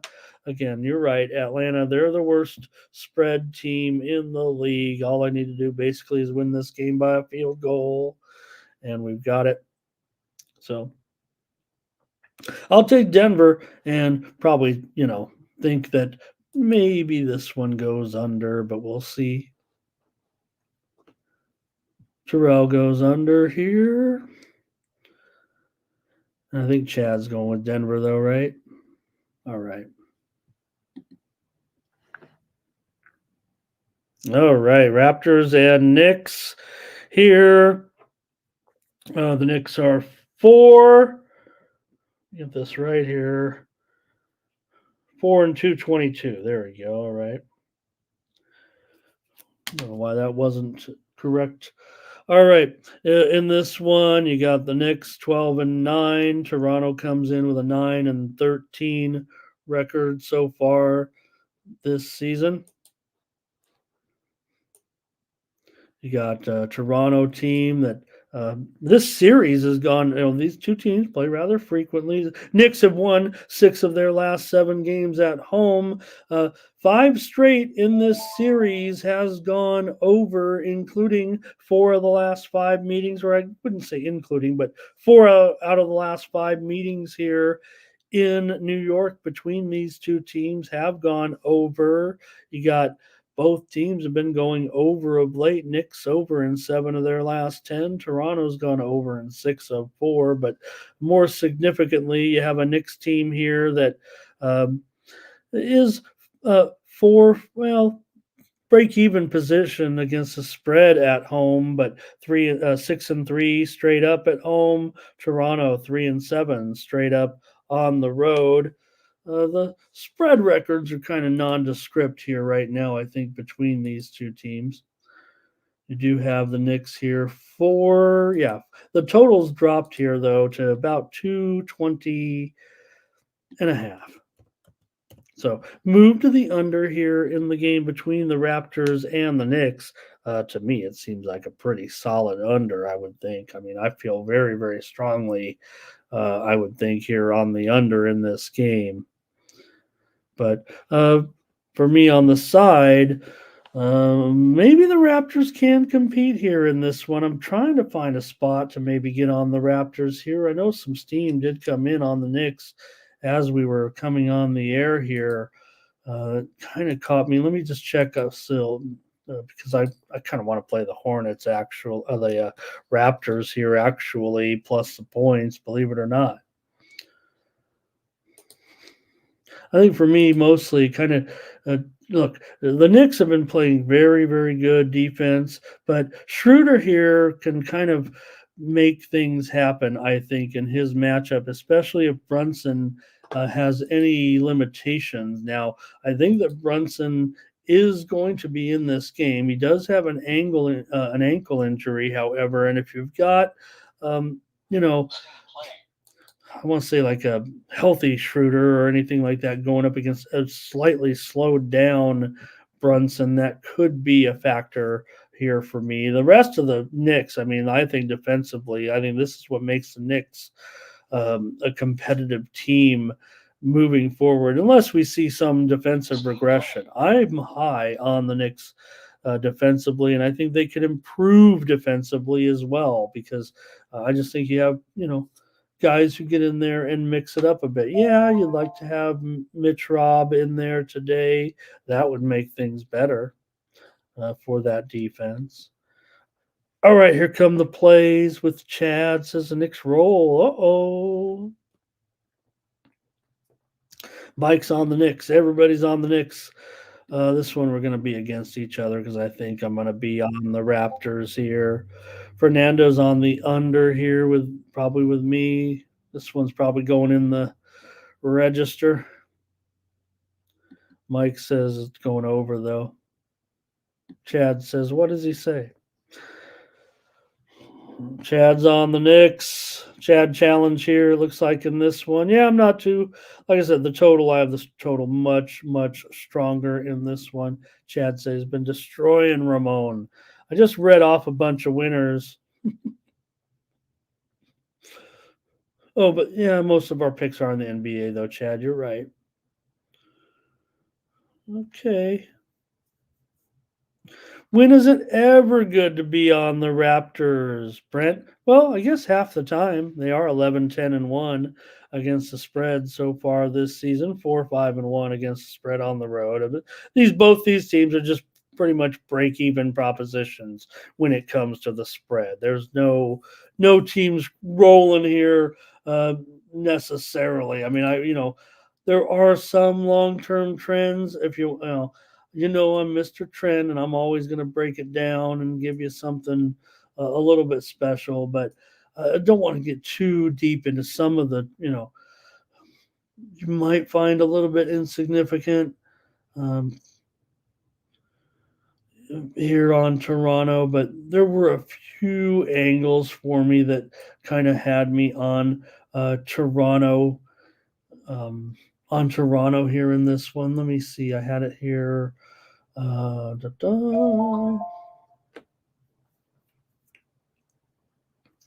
right. Well, maybe it was a little bit anti Knicks. I think it was.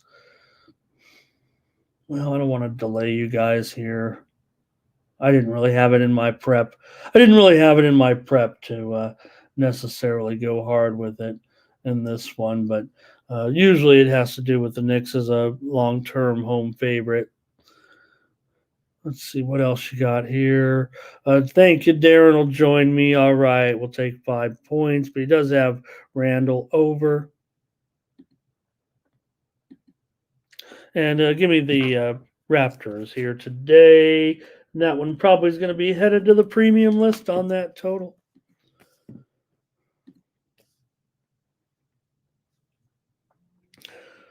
All right, the Bulls and the Bucks. Thanks to everyone also, by the way, purchased the packages over this weekend. Yeah, we had a little bit of winning getting done in that. And thank you for your support as well. Appreciate it very, very much. All right, the Bulls are going to take on the Bucks here tonight. And the Bucks are a double-digit favorite. Of course they are against the Bulls.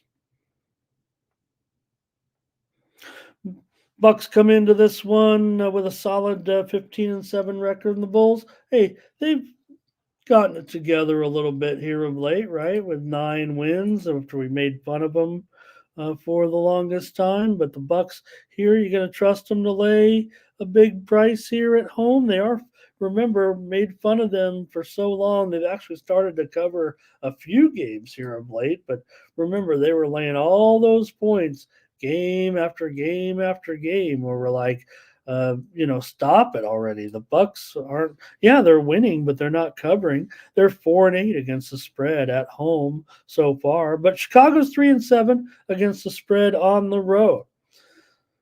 So this hasn't been, a good enough spot maybe necessarily for the Bulls to get it, but the Bucks just don't seem to want to cover, any numbers. And I would probably just try to roll with the Bulls here again. That's what I'm doing. I'm taking the Bulls here against the Bucks to cover this spread. Now the Bulls don't have anything. Look, they're 9-14. They have basically the same spread record. These two teams. The Bulls are 9-14 straight up. They're 9-14 against the spread, but they, covered half of their last 10 games at least, and they are playing the best basketball they have all season, no doubt about it. 4-game winning streak. They've covered all 4 games. Remember, they beat Milwaukee just 11 days ago or so, 11 or 12 days ago. They beat Milwaukee at home 120 to 113, which just happens to be the total today as well. And it's funny because I think for me, I was originally leaning under. Right now, I'm neither here nor there on the total. I'm taking the Bucks and I'm taking the Bulls. I'm taking the Bulls, you guys, in this one. What are you guys doing? Anything in this game? No. Nobody likes this game. Nobody likes 11-point spreads. I do. I don't even think I'm getting 11 and a half. I might need to update it. No, it is 11 and a half pretty much everywhere still. I thought it might go back down. All right, give me the Bulls. The Bulls. Like I said, they've won and covered 4 straight games in that streak. Now I mentioned they beat Milwaukee, that was great. They also beat New Orleans, they beat Charlotte, and they beat San Antonio on the road. Here they're still on the road. This second game of the trip here for the Bulls, but beat San Antonio. And looks like Eric. Nice to see you today, Eric. I know that he just was probably using the voice recorder there, but the Bulls. He means that the Bulls are going to be competitive. It has to be an under, but because of Eric's phone interpretation, he thought they were talking about bowl games and Haas avocados, which of course is a bowl game, I believe. Oh, the avocados from Mexico Bowl. I love that. You've got peaches, you've got uh, other fruits with bowls like oranges, but avocado deserves its own bowl. All right. And yeah, if anything, I didn't think there were too many significant injuries. I mean, I think, I was already, of course, operating under the premise that Zach LaVine is not going to play in today's game. Caruso is questionable tonight as well. Connaughton's out for the Bucks. Connaughton. And maybe we could just take one peek at the personnel and see how I see this one. So that's what I like doing is just kind of, giving out the players that I like. I'm not going to go over, it already takes me long enough to get through this show. But I like to say which players I have the up arrow on or the down arrow. And for me in this game, Kobe White, you better believe it. You better believe it. against Dillard, as I like to call him, defensively. Yeah, I mean, you know, I think Kobe White can have a big day against Dillard. And you know what else? I mean, uh, Kobe White. We can go there if you want. You want to talk about players, I believe, who could play some good defense, right? Wow, Mike, look at that. Sign me up.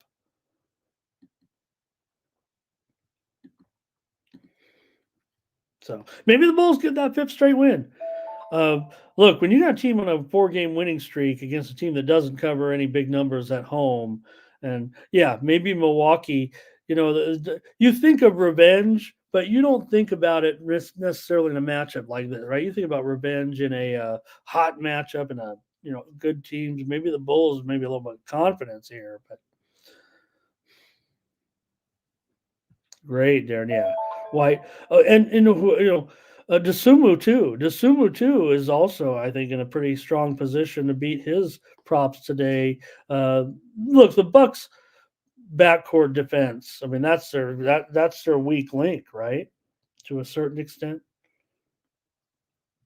So I'm down on Lillard. I'm down on Beasley in this one. I'm down on anybody that plays against Kobe White. It's to me. Really. So, look, make fun of the Bulls all you want. I mean, you got some guys, and I'm glad that you guys mentioned White because I think he's a player that is totally overlooked. For the Bucks, I certainly like Middleton. I like Lopez, and we'll see with Giannis today. I think his numbers they're probably going to be average, but I think the problem Patrick Williams. You want Patrick Williams in there at least, right? To bang a little bit.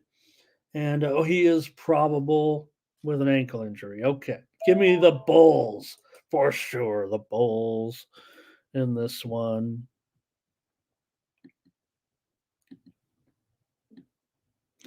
Spurs and Rockets here with the Rockets, a big favorite, of course, against the Spurs. But hey, I don't know. Shouldn't this be the role when you're looking for a spot to try to play the Spurs a little bit? This feels like the this feels like the right situation to me. Yeah, the Rockets are pretty strong at home, right? They do get numbers kind of, but I don't know here. For me, I would think this one ends up let's take a look at what you guys are doing, or maybe some of the trends here. Look, Houston's won 5 straight at home, looking pretty strong. But San Antonio has won 4 of the last 5 trips here into Houston, and it's not like okay, yes, right now Houston is all surging a little bit, and they're getting better rapidly, and the Spurs have a long way to go with their 3-18 record, but these teams aren't much different theoretically than what they were within the last year or so when the Spurs have done a really good job playing against the Rockets. Rockets have gone under in all 5 of those wins that they had at home. But this series has gone over 5 of the last 6 meetings here in Houston when these two teams have played together. Let's see if there's been any line change with these two. You got no 8.5, 224.5. It's about right where it was. I feel like to me, but I'm going to end up on the Spurs in this game as a road underdog here at 8.5. For me, the Spurs, look, the numbers I can't sell you on. I mean, the Rockets been just a terrific cover. They're the best home team against the spread in the league, right? 8-1-1 against the spread so far, 12-5-2 against the spread. But this feels like the high point. I mean, we've been on the Rockets. We've been talking about them. We talk about look at what they can do defensively, right? I mean, they're kind of a big surprise. Look at the points that they allow, right? They do a decent job limiting scoring here. And the Spurs, they end up in quite a few overs. They are 14-7 to the over this season, but the Rockets, they're a dead solid under at home, 2-8 to the under. And I would think that this one ends up, as low scoring in NBA terms nowadays, right? This one ends up in the round 215, ends up in the two teens. The two teens, if you know what that, am I saying it right? The Spurs, there are some tough matchups here, no doubt, because I think what you get against the Rockets, you get Fred VanVleet.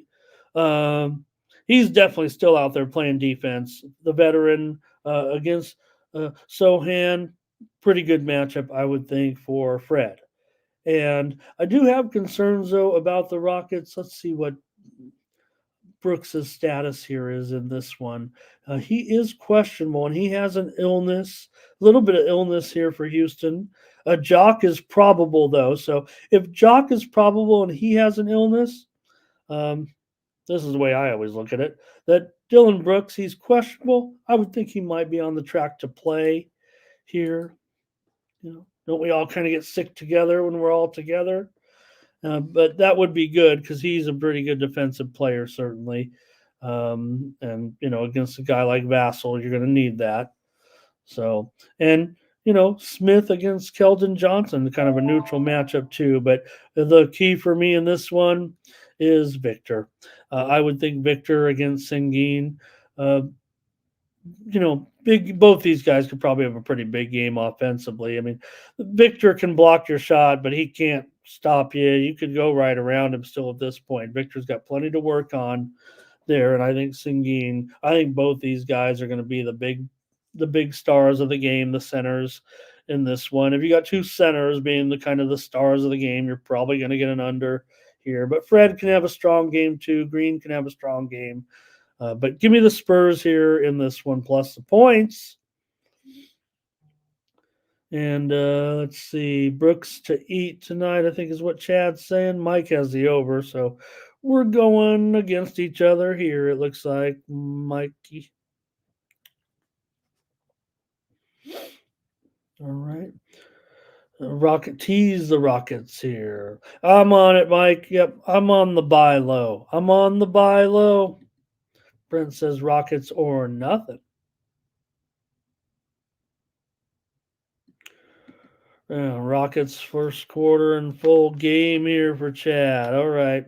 Well, I know there's going to be some Rockets support here. It's tough to sell on the Spurs necessarily, I know. But man, all of a sudden I'm taking road teams. 4 road teams in a row. What's gotten into me?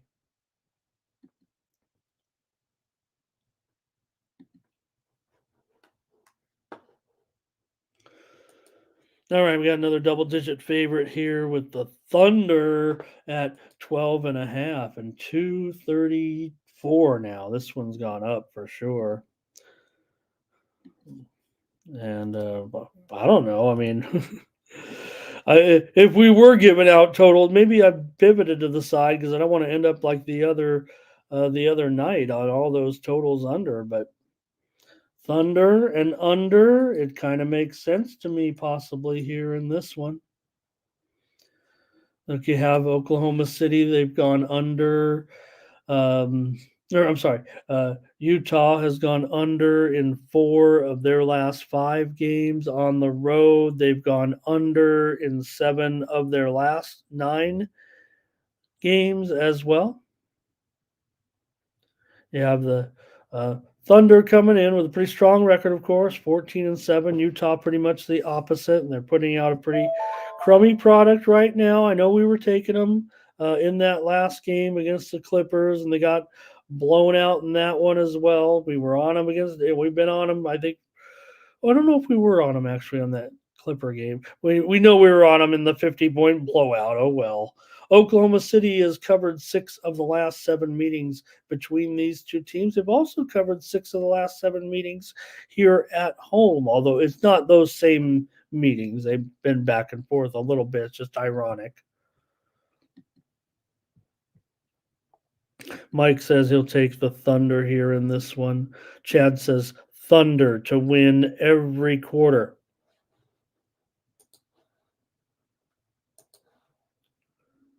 All right. Let me adjust this here. Yeah, 12.5 and 234. Got it. Okay, let's see. Brent says, oh man, these spreads are tough today. Thomas does not like these big spreads. Chad says the favorites have won 7 of last 8 in NBA.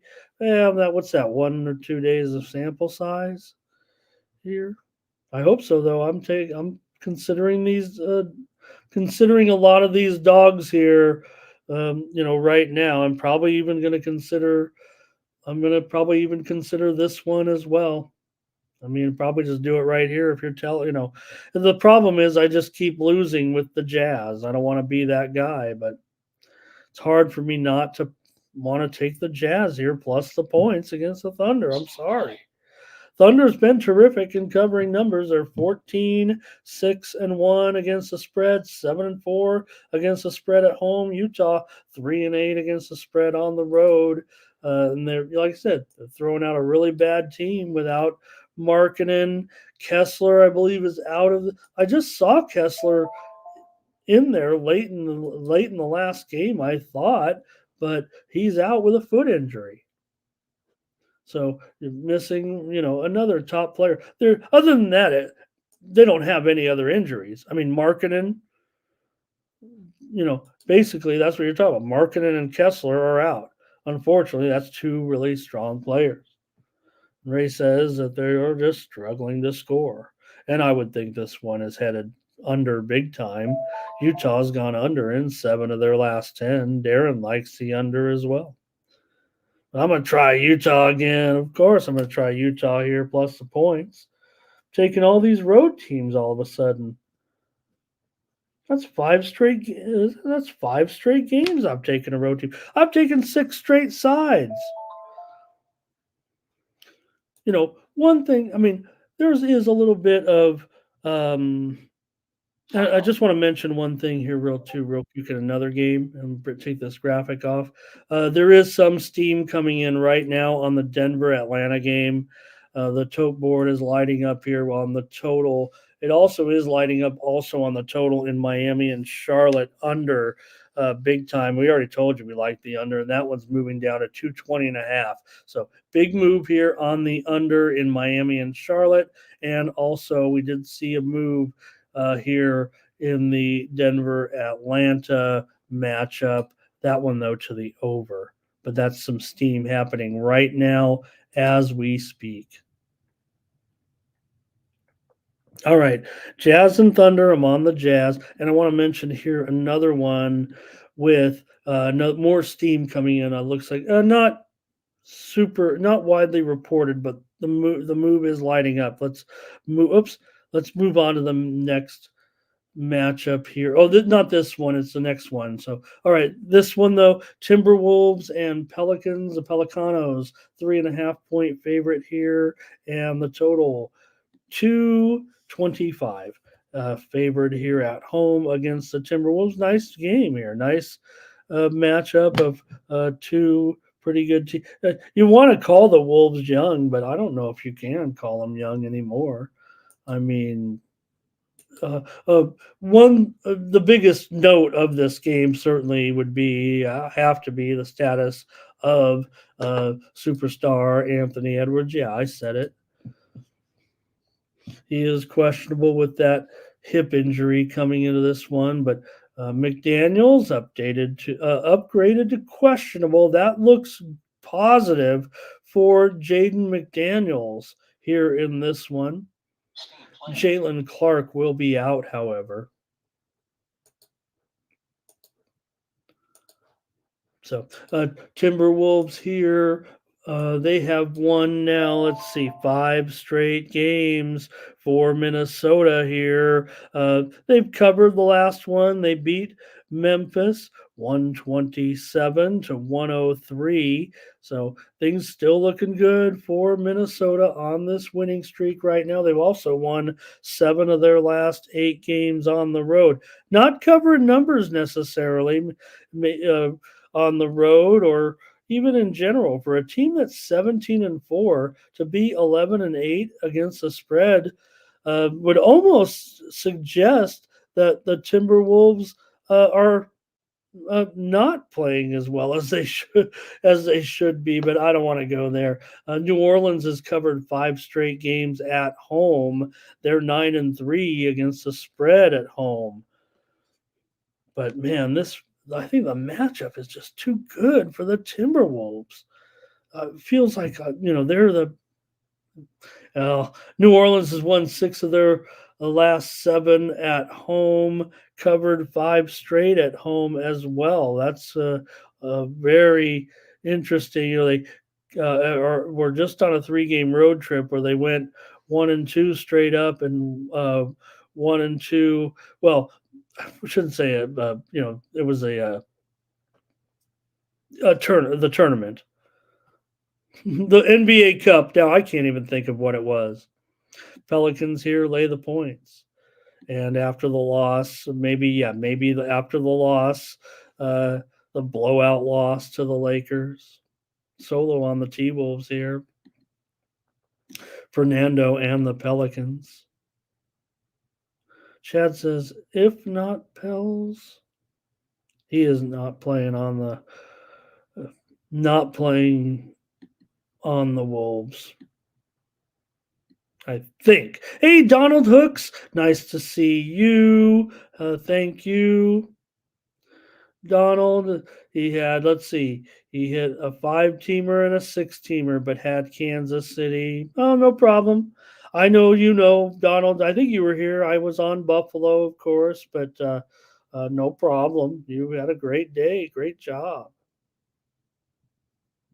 I always get worried a little bit when I see a couple, some of our guys, and they're on they come in the chat, and I'm like, well, they didn't get my premium pick today. All right, Timberwolves and Pelicans. Man, like I said, I'm not. I think you guys know what I like and what I truly like in this game. What I feel like is going to happen here in this one, and I feel like that's kind of where I want to go with it because I'm just not sure on the. I don't think I'm well. Yeah, just let's do it. I'm going to take the over in this one. It's already moved, and I just I'm going to like the side too much here in this one to uh, give it out for free. I think we're gonna. You guys probably got the gist of what I like, and again, it looks like we didn't even disagree. And look, uh, again, I'm going over. Probably against what the perception of this game would be, right? Because if I've got the Pelicans, okay, um, Herb Jones, he, pretty good pretty good defensively. How about pretty real good defensively, right? Don't we agree there? And Zion, I don't know what you can make fun of Zion all you want. I mean, if I'm putting together a team, right. I mean, okay, get your fat butt into the gym a little bit. Right now, I'm on pretty high on Zion. Now, up against Cat, it's a kind of a neutral. I would say a bit of a neutral matchup. And Herb Jones, he's not going to do enough offensively against uh, Alexander Walker, but neither is Alexander Walker. Two good, defensive players, and even at guard, with CJ and Conley. So I'm still going over, but I'm telling to me, the Pelicans defensively, I certainly can like them now. Now Brandon Ingram, I'm not going to talk too much about him defensively or Valanciunas. I mean, even Gobert can probably walk right by Valanciunas. And it will be a tough enough day for Valanciunas too. I mean, anybody who wants to bag on Gobert, go ahead, and I'll take Rudy a little bit moving forward. I will take Rudy a little bit moving forward for sure. So, all right, I think those guys. I think the difference tonight, if Edwards is in there, look too. Here's another thing to consider: is that because of Edwards, the type of injury status that he has, I think certainly will be line movement if he is announced in the game. So you're getting the best price with the Timberwolves right now. I already like the spot for him, and if he is ruled in, you're not going to get as good of a price. So. Anyways, I'm on the over here. It's not very strong for me in this one. I'm just taking the over. I want to give out 2 plays, and I don't think it's going to go under, despite telling you all. I don't have to tell you guys about the Minnesota defense. I think everyone's kind of clued into what's been going on there right now. It's great. Also, everyone wanted to say, oh, Cat and Rudy, they're never going to get this thing together. And now, remember what we said on the last show talking about the Timberwolves. I won't, drag it out too much, but in case you missed the show and missed that, last time they played, that in the history of the Minnesota Timberwolves franchise, dating back now 34 years. Did I say it right? 34 years, right? 1989, 1990, whatever it was. They have been the top team in the West for a total of 10 days in 34 years. And where do we stand right now? I guess I've kind of lost track of the days, but they've been the number one, the top team, number one seed, if you will. It's early. I'm not talking about playoff seeding, but they weren't number one seed those years either. I'm just saying they spent time as a top number one team in the Western Conference for 10 days in 34 years already this season. I believe we're now on 15 days or so straight that the Timberwolves have had the best record in the league. They've been the best record in the league for a longer stretch right now than in the history of their franchise. So hats off to the Minnesota Timberwolves, and I like them to keep it rolling here probably today.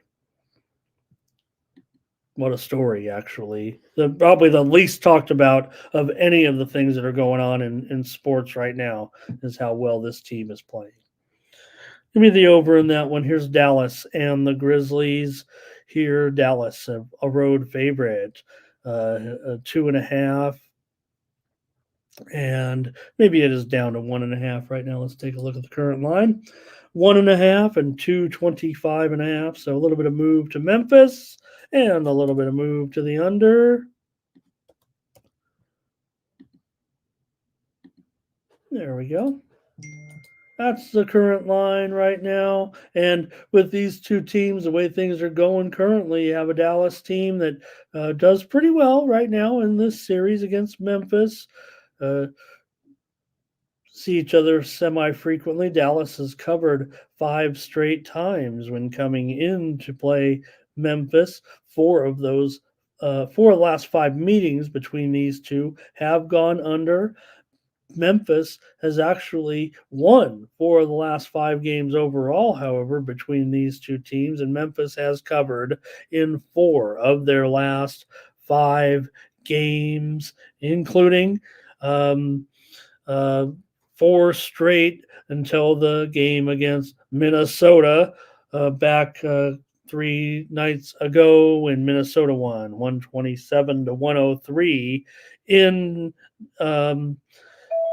Memphis, here in Memphis. So other than that, it was going pretty well. Memphis is just 6-15 so far this season, but that was kind of their best stretch when they were covering those games. They covered against Detroit. They beat Detroit on the road. They covered against Phoenix in a loss. They beat Dallas on the road, remember, and they beat Utah at home for an easy cover.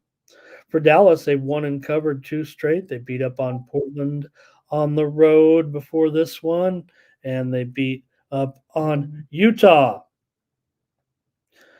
Dallas has been 10-6 against the spread as a favorite so far, and 7-4 against the spread on the road. Meanwhile, Memphis just 3-7 against the spread at home, and 5-7 against the spread as an underdog.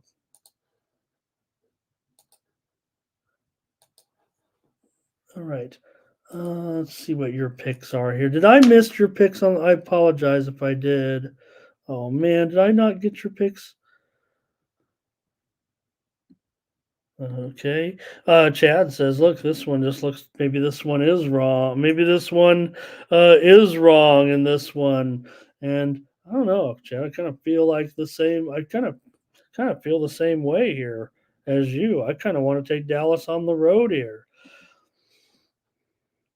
Darren wants to maybe look at a little bit of.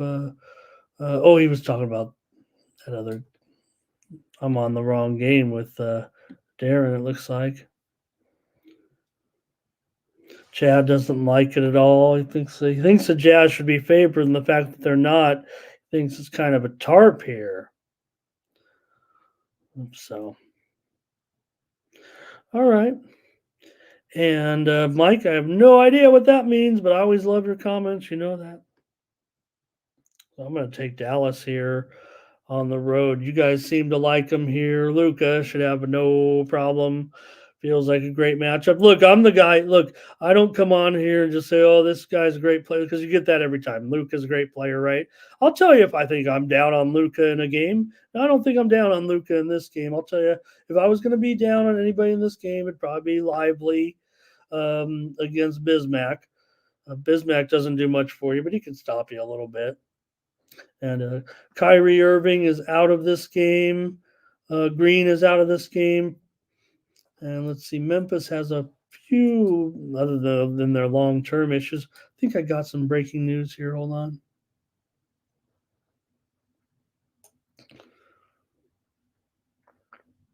Yeah. Just one piece of news has just come out here on a game we've already talked about. It's with the Miami Heat. Just want to mention Kyle Lowry has been moved. He's on the report now. All of a sudden, just a few minutes ago, Kyle Lowry has a back injury and he has been moved to questionable in the game tonight for the Heat. Also, a little bit more information I'm seeing just coming out, and we're seeing a move here right now, a big move here. So I believe something's going on with Utah. Not that it matters with their personnel, but John Collins is just been announced on the injury list today for Utah. So I know we're on them here a little bit, but this injury is just coming through. John Collins, he's sick today, and he's on the injury list at this point with an illness being listed as questionable. It is affecting the line. The line has gone to 12 and a half, and the total has moved to 233 or so. I think that's what it was before. Okay, just want to mention that. Here's Darren. Darren, he likes Dallas here in this one. Dallas is, interestingly, so they are a favorite here. They're 7-4 on the road. I will mention Dallas 12-4 as a favorite so far this season with that 13-8 record. So when they're favored, they do win. I'll take Dallas here today. I'm on a lot of road teams, boy. Okay, give me Dallas tonight with Darren. Don't worry about the suspect line, you guys.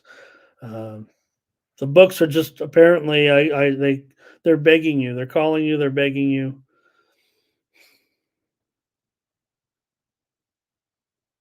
All right, here we are with the next one here.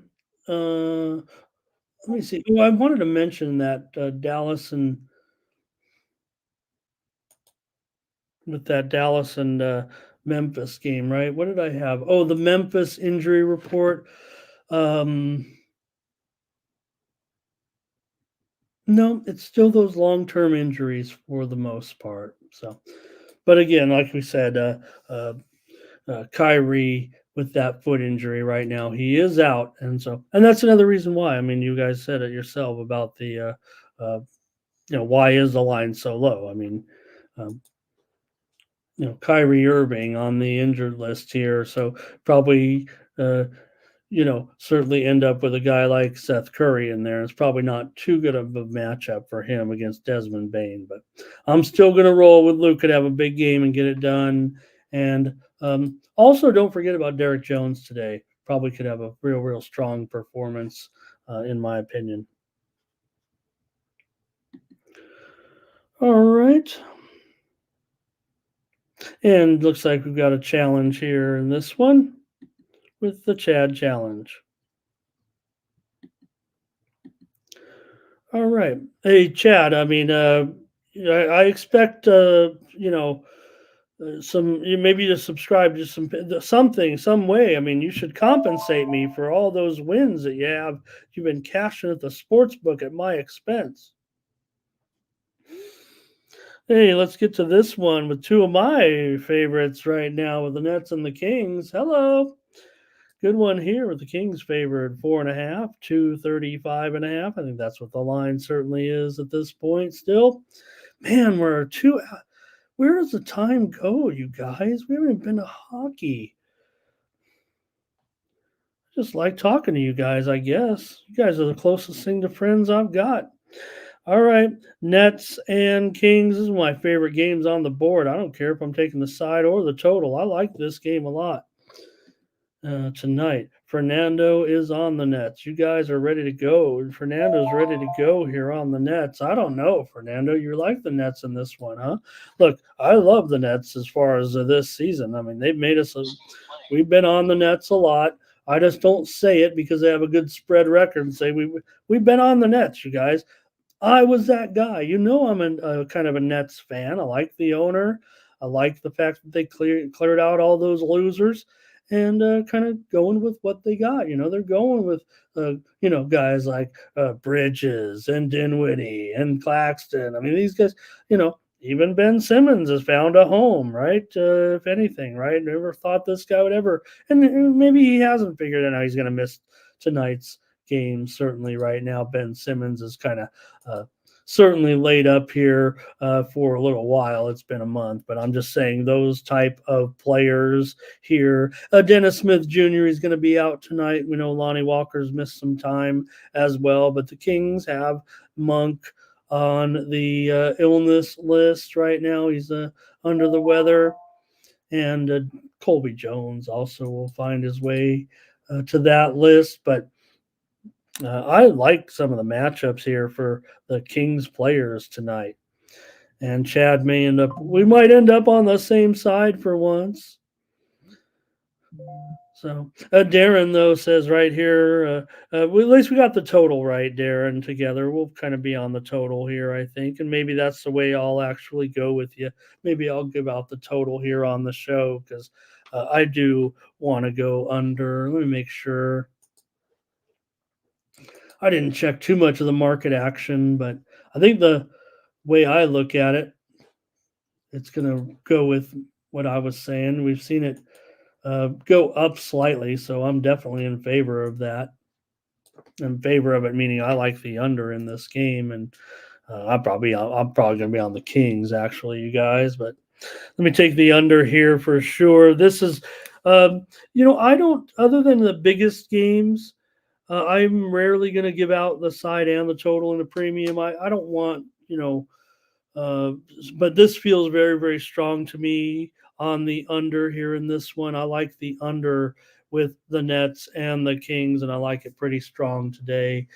Feels like if I wasn't on the side as a premium, which I believe I will be in this one, I probably would be on the total going under in this one, probably because of the abilities for me of the strong defense for look, I like the Kings, but I like some of the things that Brooklyn does in the front court defensively. So I'm really expecting some other guys maybe to step up here for the Kings to get this job done tonight in an under. So guys like Herder and maybe Barnes and of course Fox. But I think it is kind of a tough matchup for Keegan Murray and even for Sabonis. But again, maybe those injuries a little bit can help the Kings tonight. Those guys that are out for Brooklyn. So give me, however, the under in this game. Wow, am I on only 3 unders on our show? Oh my goodness. All right. Oh, do I have it? No, Mike. Who said Kings by 11 there? What is that? Did someone mention Kings by 11? I missed it. Oh, there's Ray on the Nets, Fernando on the Nets. Did I miss those? Okay. All right, you guys, we got to keep it rolling here. And give me the under. All right, last NBA game, and it's already an hour, 2 hours into the show. I mean, we've been talking NBA for 90 minutes on this card. Okay, give me the Clipper game here tonight with the Portland Trailblazers in this one. You got the Clippers double-digit favorite here, minus 13, and the total is 220 and a half or so. And man, as far as the side on this game, I'm not sure at all. With a 13-point spread, I mean, I guess I could lean to the Blazers, but I hate leaning.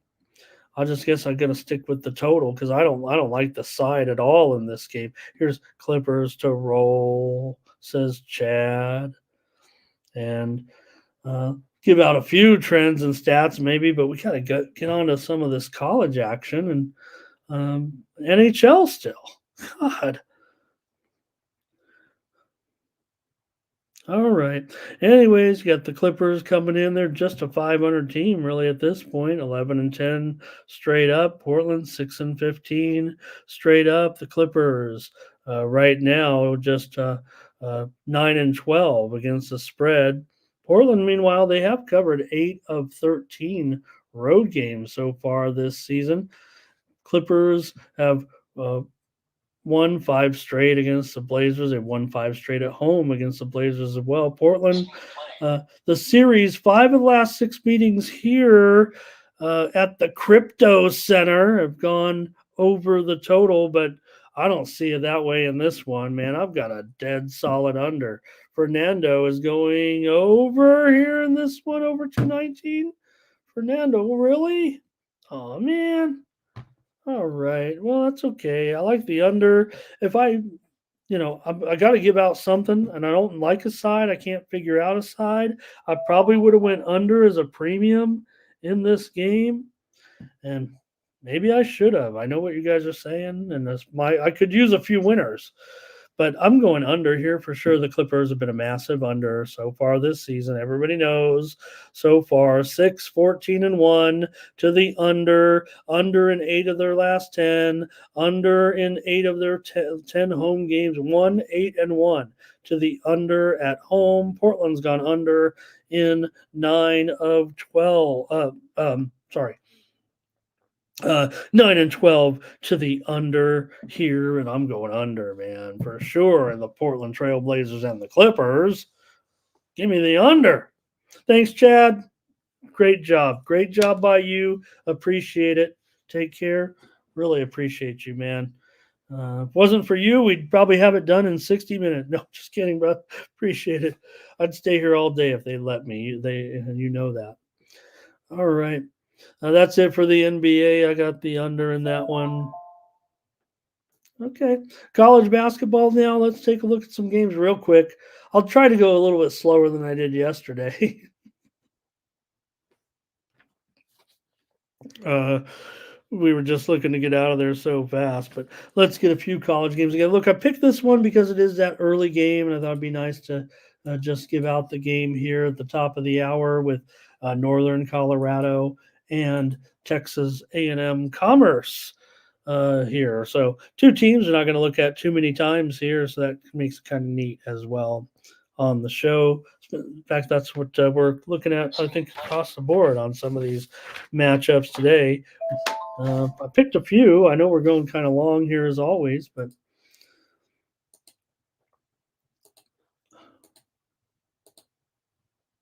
all right. Got a little bit of info on the, believe it or not. No wonder the show takes so long.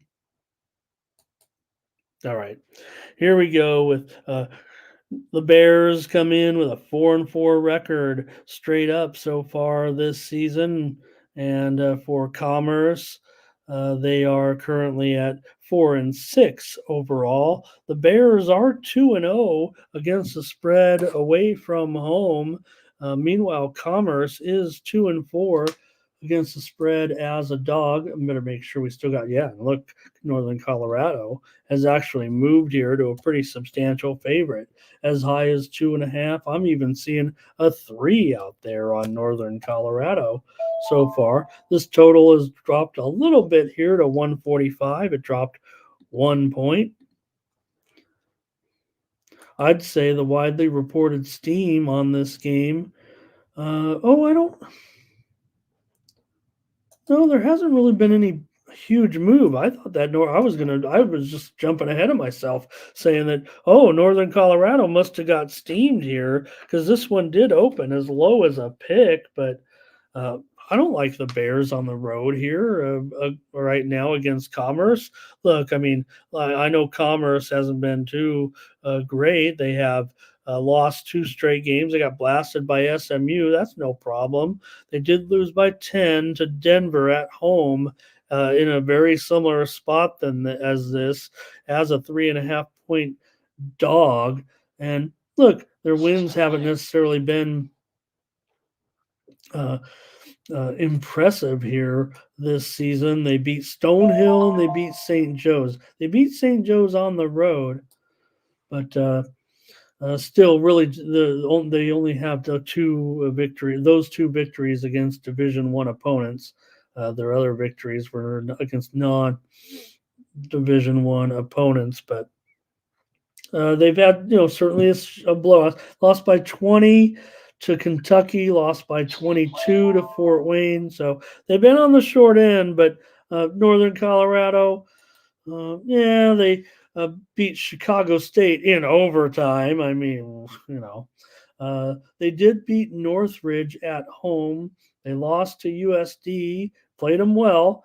They lost to Radford, lost at New Mexico State, and lost Colorado State at home. No problem with that. But man, I probably would be on Commerce here, and I like giving out both usually. Well, I'm going to give out Commerce for sure as my play here on the show for this early game. Here's the thing: the Sharps. Hey, Ramon knows who the Sharps are on. He's going to tell you right now. The Sharps are on Northern Colorado. I feel very, very confident in saying that the Sharps are on Northern Colorado in this game. And as far as a total for me is concerned, I don't know. I'm just going to leave it alone. Just give me Commerce in this one. Good. Darren likes the over. Someone's got to have the over. I thought we came for the hockey doubles. Am I that hot? I was cold on our picks until recently on the show, and quite frankly, in college basketball. They just tell me not to talk about the losers, so I don't. I only come on here and say the winners. Sometimes I slip up. All right, Darren on Commerce. Mike says takes the points. I'm on Commerce. Here we go. Well, I took a survey, and they said do the Quinnipiac game. And they'll be playing Yale here today, and Yale's a favorite. We're on the main board now, 7 Eastern and 4 Pacific. And you have Yale here on the road, 8.5 point. Anybody get the joke? Hey, 8.5 point favorite, 146.5 here in this one. I'm probably going to be on a home dog here with Quinnipiac. Let's see what you guys want to do. I don't know now. I might be having Yale regret. The line's down to 8.5, 146.5 in this one. And let's see. I know that there was some widely reported steam here. It did come in on Yale. I still maybe favor Quinnipiac in this one, plus the points today. Not totally confident on it. Low confidence level here, I would say, with this one. Quinnipiac is 7-2 so far. Yale's 6-5. I mean, there is a little bit of a class difference certainly in this one. I mean, look at the KP ratings, and certainly have Yale, up in the about 112 in those ratings. Quinnipiac all the way down there at like 275 or so, but still, when you kind of take on the Bobcats, and they just came in.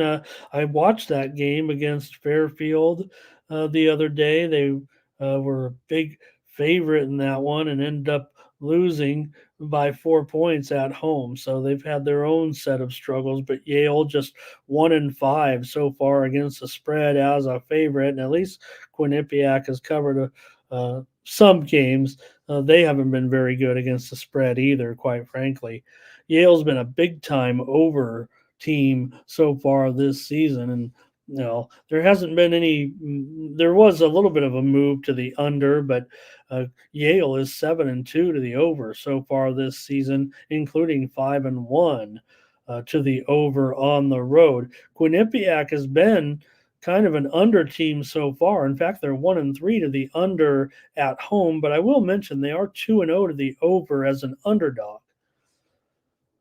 So this one's a little bit tight for me right now, but I would probably take the points here with Quinnipiac getting the points at home. And I think we can go with that over. I'm not going to put this game on my premium card, but I'll take Quinnipiac and the over here as a double play on this board. It's not a good board. I just want to talk. We could talk a few of these teams up today. We're not, talking too much about personnel. I don't want to bore you. Let the other guys do that. You can get, G Unit on there to talk about, some of the, talented players, certainly, especially on Yale when you have a guy like Mabang in there, certainly, probably their top guy, Danny Wolf, as well. All right. Me and personnel. I'm, not too concerned about. I want them to know if they're in there or out there, but you don't need me to tell you who's a good player and who's not. Maybe on some of these other games you do, but it's all there for you. I'm trying to put us on the right spot. You know me and my spots. Okay, Howard taking on Penn. Here, the Quakers at home, a 5.5 point favorite, total 147.5 in this matchup. Okay, here we go. You do have Howard coming in. They are just 3-5 overall this season, but 5-3 against the spread so far. Meanwhile, Penn, with their 6-5 record, they are 3-6 against the spread. So, usually Penn, maybe they lay too many points here and there. Pennsylvania does not lose at home pretty much right now. They've won 12 of their last 13 games here.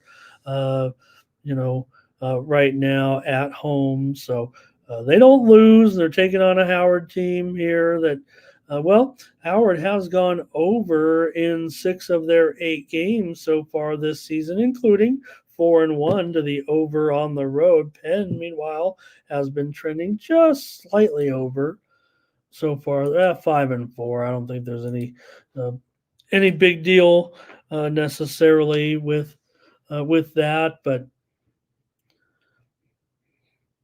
I think for me, I'm just going to end up taking Penn here. I think they should end up taking care of business here against Howard. Let me at least put it up to 5.5 here with the Quakers.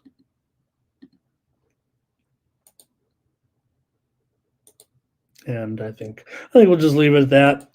Let's take Penn here against Howard. Oh, thank you, Doubles. Interesting to note. Let me take a look at that real quick. Up to 145, 146 at circa. Okay, interesting. All right, Mike's on Penn. Thank you. All right, one more I've chosen for us between Dixie State. Oh, Utah Tech and Northridge. You guys know that Utah Tech, do you remember Dixie State? They just debuted in Division I a few years ago, and they changed their name to Utah Tech. I know a lot of you probably knew that, but if you didn't, and you thought, because some of these newer teams that come in, you think they're promoted, but Utah Tech, that was Dixie State. And they've been, playing in the top division here for a few years and changed their name. Yeah, the connotation with Dixie, I think, is what it mostly was. But you're taking on the Matadors here of Northridge. And you do have Cal State Northridge. They've won 4 of their last 6 games at home, but just so far 2 games at home this season. But they are 6-3 straight up, 6-1 against the spread so far. Northridge has been getting that money, but mostly in underdog roles. Let me see, is this game still a pick'em? No, Northridge has moved to a 2.5 point favorite. That may make some sense to me here. Total in this one has gone way up here to 148.5.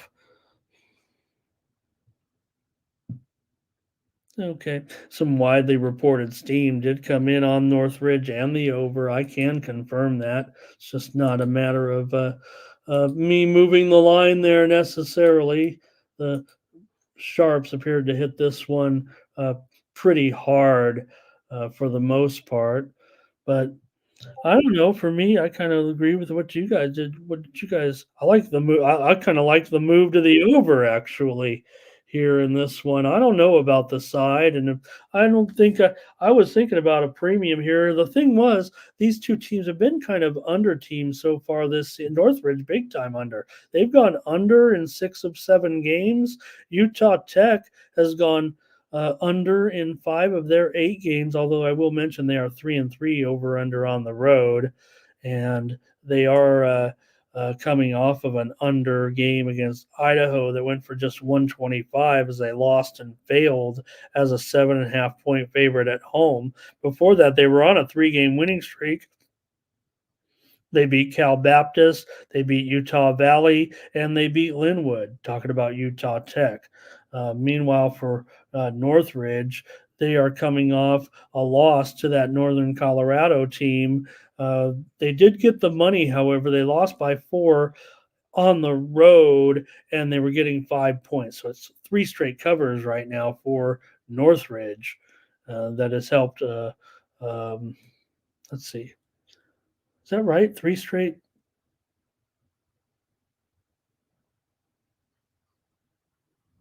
cover? That can't be right, right?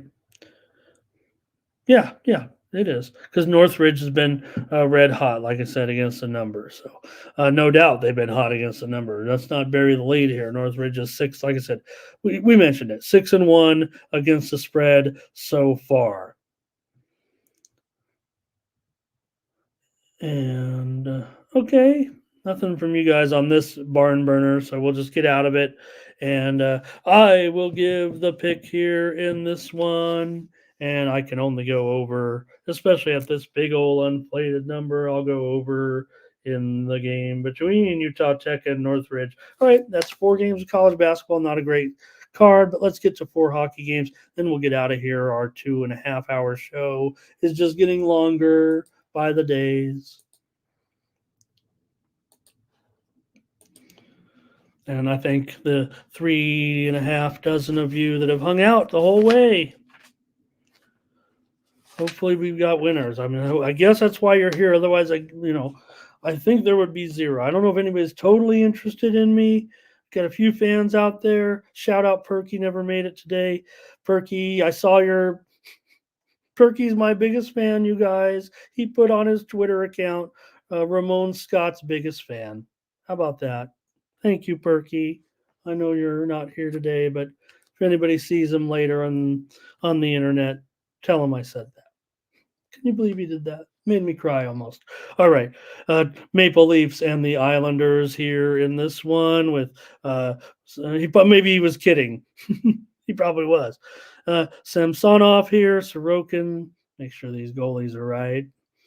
But look, I don't know with this one. I would think over. This might be my play right now. Tell me what you guys are thinking in this matchup here with the Maple Leafs and the Islanders. You got the Maple Leafs pretty hot right now, 14, 6-4 overall, coming in as a road favorite here, certainly in the way they're playing right now, 7-1-2 in their last 10 games, if I'm not mistaken, 6-2 on the road right now, just looking good. The Islanders, though, I mean, pretty good too. Not to mention they're 7-1-2 also in the last 10 games, and they've got a pretty strong record, and they're a dog here. So I don't know which way I'm. Probably Toronto. I think here. Let me just take Toronto. I would think. In fact, I kind of want to go. I'm going to give out both. I think here in this one. Here's Mike on the Islanders. Salty did take the over. I'm going to agree with Salty. Give me Toronto and the over. I'm going to do a double play in this one if I'm getting over 6. Let me see what that total is right now. Make sure I'm giving us the right lines here. Yeah, 6 under 15 at the worst, 6 under 20 at some spots. The line has definitely gone down, although it is 130 at DraftKings still. Thank you, doubles. Man, and you guys are so cool. Darren's on the Islanders. I never thought I'd have a fan. All right, Fernando's got his he's going to the Ramon Scott philosophy. I'm just on all the overs, except for the Flames game, he said. I'd probably like the over there too. We'll get to it. Give me the Leafs and the over here tonight in this one. Other than breaking it down the way I guess I could talk about the total a little bit. We don't have to keep uh, whipping through these too much. But like I said, right now with these two teams. How about the Islanders as an underdog? They're 11-3 to the over. These are two teams that it's funny because they both kind of slightly go over this season, but the Islanders at home, it's nondescript. They're 6-7-1 to the total, 7 unders, 6 overs, and meanwhile Toronto is 3-6 to the under, more 6 unders in 9 games. But Toronto is a favorite, 11-8 to the over, and Islanders is a dog, 11-3 to the over. So I'm going to take the Leafs in the over. Salty took the over this morning.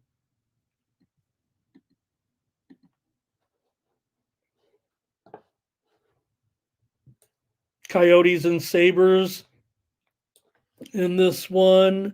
Buffalo, we talk about some of these totals right now. Buffalo's gone under in 8 of their last 10 games now at home. Looks like we do have the backup goalies in here, so maybe there's some value here. I don't know if you guys are the value kings out there, but Arizona here on the road all of a sudden might be looking interesting. Let's take a look at some of this. And all right. Yeah. So for me here in this one, I'm a little bit unsold on the total, and maybe this isn't going to be the spot necessarily for me on Arizona. I might like Buffalo here actually, and even though I've been on Arizona quite a bit, and Arizona's actually done pretty well in here. They've covered the puck line in 4 of their last 5 meetings in here currently. I mean, I know Buffalo is laying the goal and a half, so that makes it a little bit difficult. We'll mention that Buffalo, in addition to that run of unders at home, and they've been on a little bit of playing some home games here of late, but they're also 1-9 to the under in their last 10 games. But can't help but note Arizona very strong shooting percentage offensively so far this season. I don't know if this one's going to make the difference. And I think I'm just ready to finalize in this one here because I'm not sure on the total. In fact, if it gets, let's see, 6.5 under 20, yeah, then I almost want to do it now. Give me Buffalo and the under. I'm going double play again here tonight. Most of my focus, I believe, is going to be in the NBA and that NFL as well. And let me just I'm going to give out another NHL play here right now. The hockey seems to be going pretty well again. And I like Buffalo here as a favorite and the under tonight in this one. All right, Darren goes under. We did, Kirk. We did talk Northern Colorado. I'll give you the play here. You can go back. Well, I just gave out some trends. So, or talked a little bit about it, but let me give you the play here real quick, brother. It was on A&M Commerce, and I did not have anything on the total. I went with Commerce in that one, Kirk. Mike says go under in the Sabres game, and Fernando says if it is Ingram, he'll take the Coyotes, but if not, he'll take the Sabres. So it means that much to Fernando, who is in goal tonight. Wow. And right now I'm showing Ingram. Okay, so 2 games, 4 plays. How about that from your volume man, Ramon Scott? all about the volume. Red Wings and Stars here with a big $2 favorite in this one for the Stars. And the total is, well, the total has been dropping here a bit. We'll see. It might mostly be. No, there's a lot of 6.5 unders. There is a 6 over 25 right now at Bovada. So maybe it's moving lower a little bit. But I think for me in this one, boy, this one's going to be Dallas for me. I don't know what else I can do, even at this price. I guess I'll have to lay a puck line here. Just what is the puck line today? Detroit's been pretty good, no doubt. I'm not going to, be down on anything Detroit's done so far, but my indicator here is on Dallas today. Dallas minus 1.5 is at plus 125. And yeah, I like Dallas. I mean, you can lay the puck line. I mean, I'm willing to lay the puck line here. Detroit's had a couple of clunkers of late at home. They just lost to San Jose at home. They just got blasted by Ottawa at home. Detroit's lost three of their, or Dallas has lost three of their last four. Of course, they played some tough teams. They lost to Tampa Bay, they lost to Florida, and they lost to VGK. So I'm on Dallas. If you want to play them on the money line, that's fine. I'll lay the puck line here on the show, but I just want to caveat there. I like Dallas. If you don't want to lay a puck line, I'm on Dallas, and I'd lay $2 with Dallas here today. And total, I need further. I feel like I need a little further evaluation. All right. You guys might have a play here. Nope. Okay, one more and we're done. Thank you so much for joining me today here on the Morning Steam. We're back tomorrow, 9 a.m. Eastern, 6 Pacific. If I don't show up, call the authorities. Here, Calgary and Colorado in this one. The Avalanche, of course, big favorite here, $1.75 or so. Call it, it's going down, and the moves on Calgary for the most part. The total's definitely moving right now on this game. I'm showing it moving under solidly. So interesting with those comments that Fernando said, the Flames game. I mean, this one is hot. Maybe they saw Fernando's comment here, because this one has dropped to 6 flat so far at circa. So I found that to be quite interesting, and I'm not sure I'm even sold on it here necessarily. I was leaning over, and I'm seeing that under money come in, and I see Fernando saying that, so we'll just kind of dial it back, maybe reevaluate here a little bit on this one. I'll just take Colorado here to win this game. On the money line, maybe you want to lay a little puck line, maybe you want to lay a goal. I'll take the Avalanche to get the job done here against Calgary here tonight. Fernando's on the Flames, it looks like, in this one, unless he's just saying we're hot on the show. Mike took the Stars on that last game. Thank you, everybody, so much.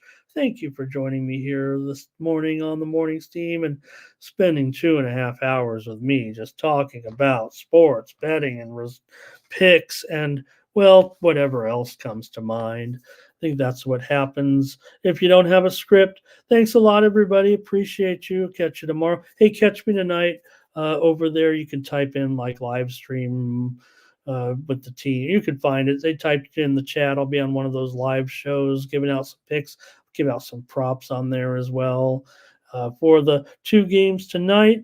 Enjoy Monday Night Football. Catch you back here tomorrow with more Morning Steam. Thank you. All right. For Tony'sPicks.com, I'm Ramon Scott.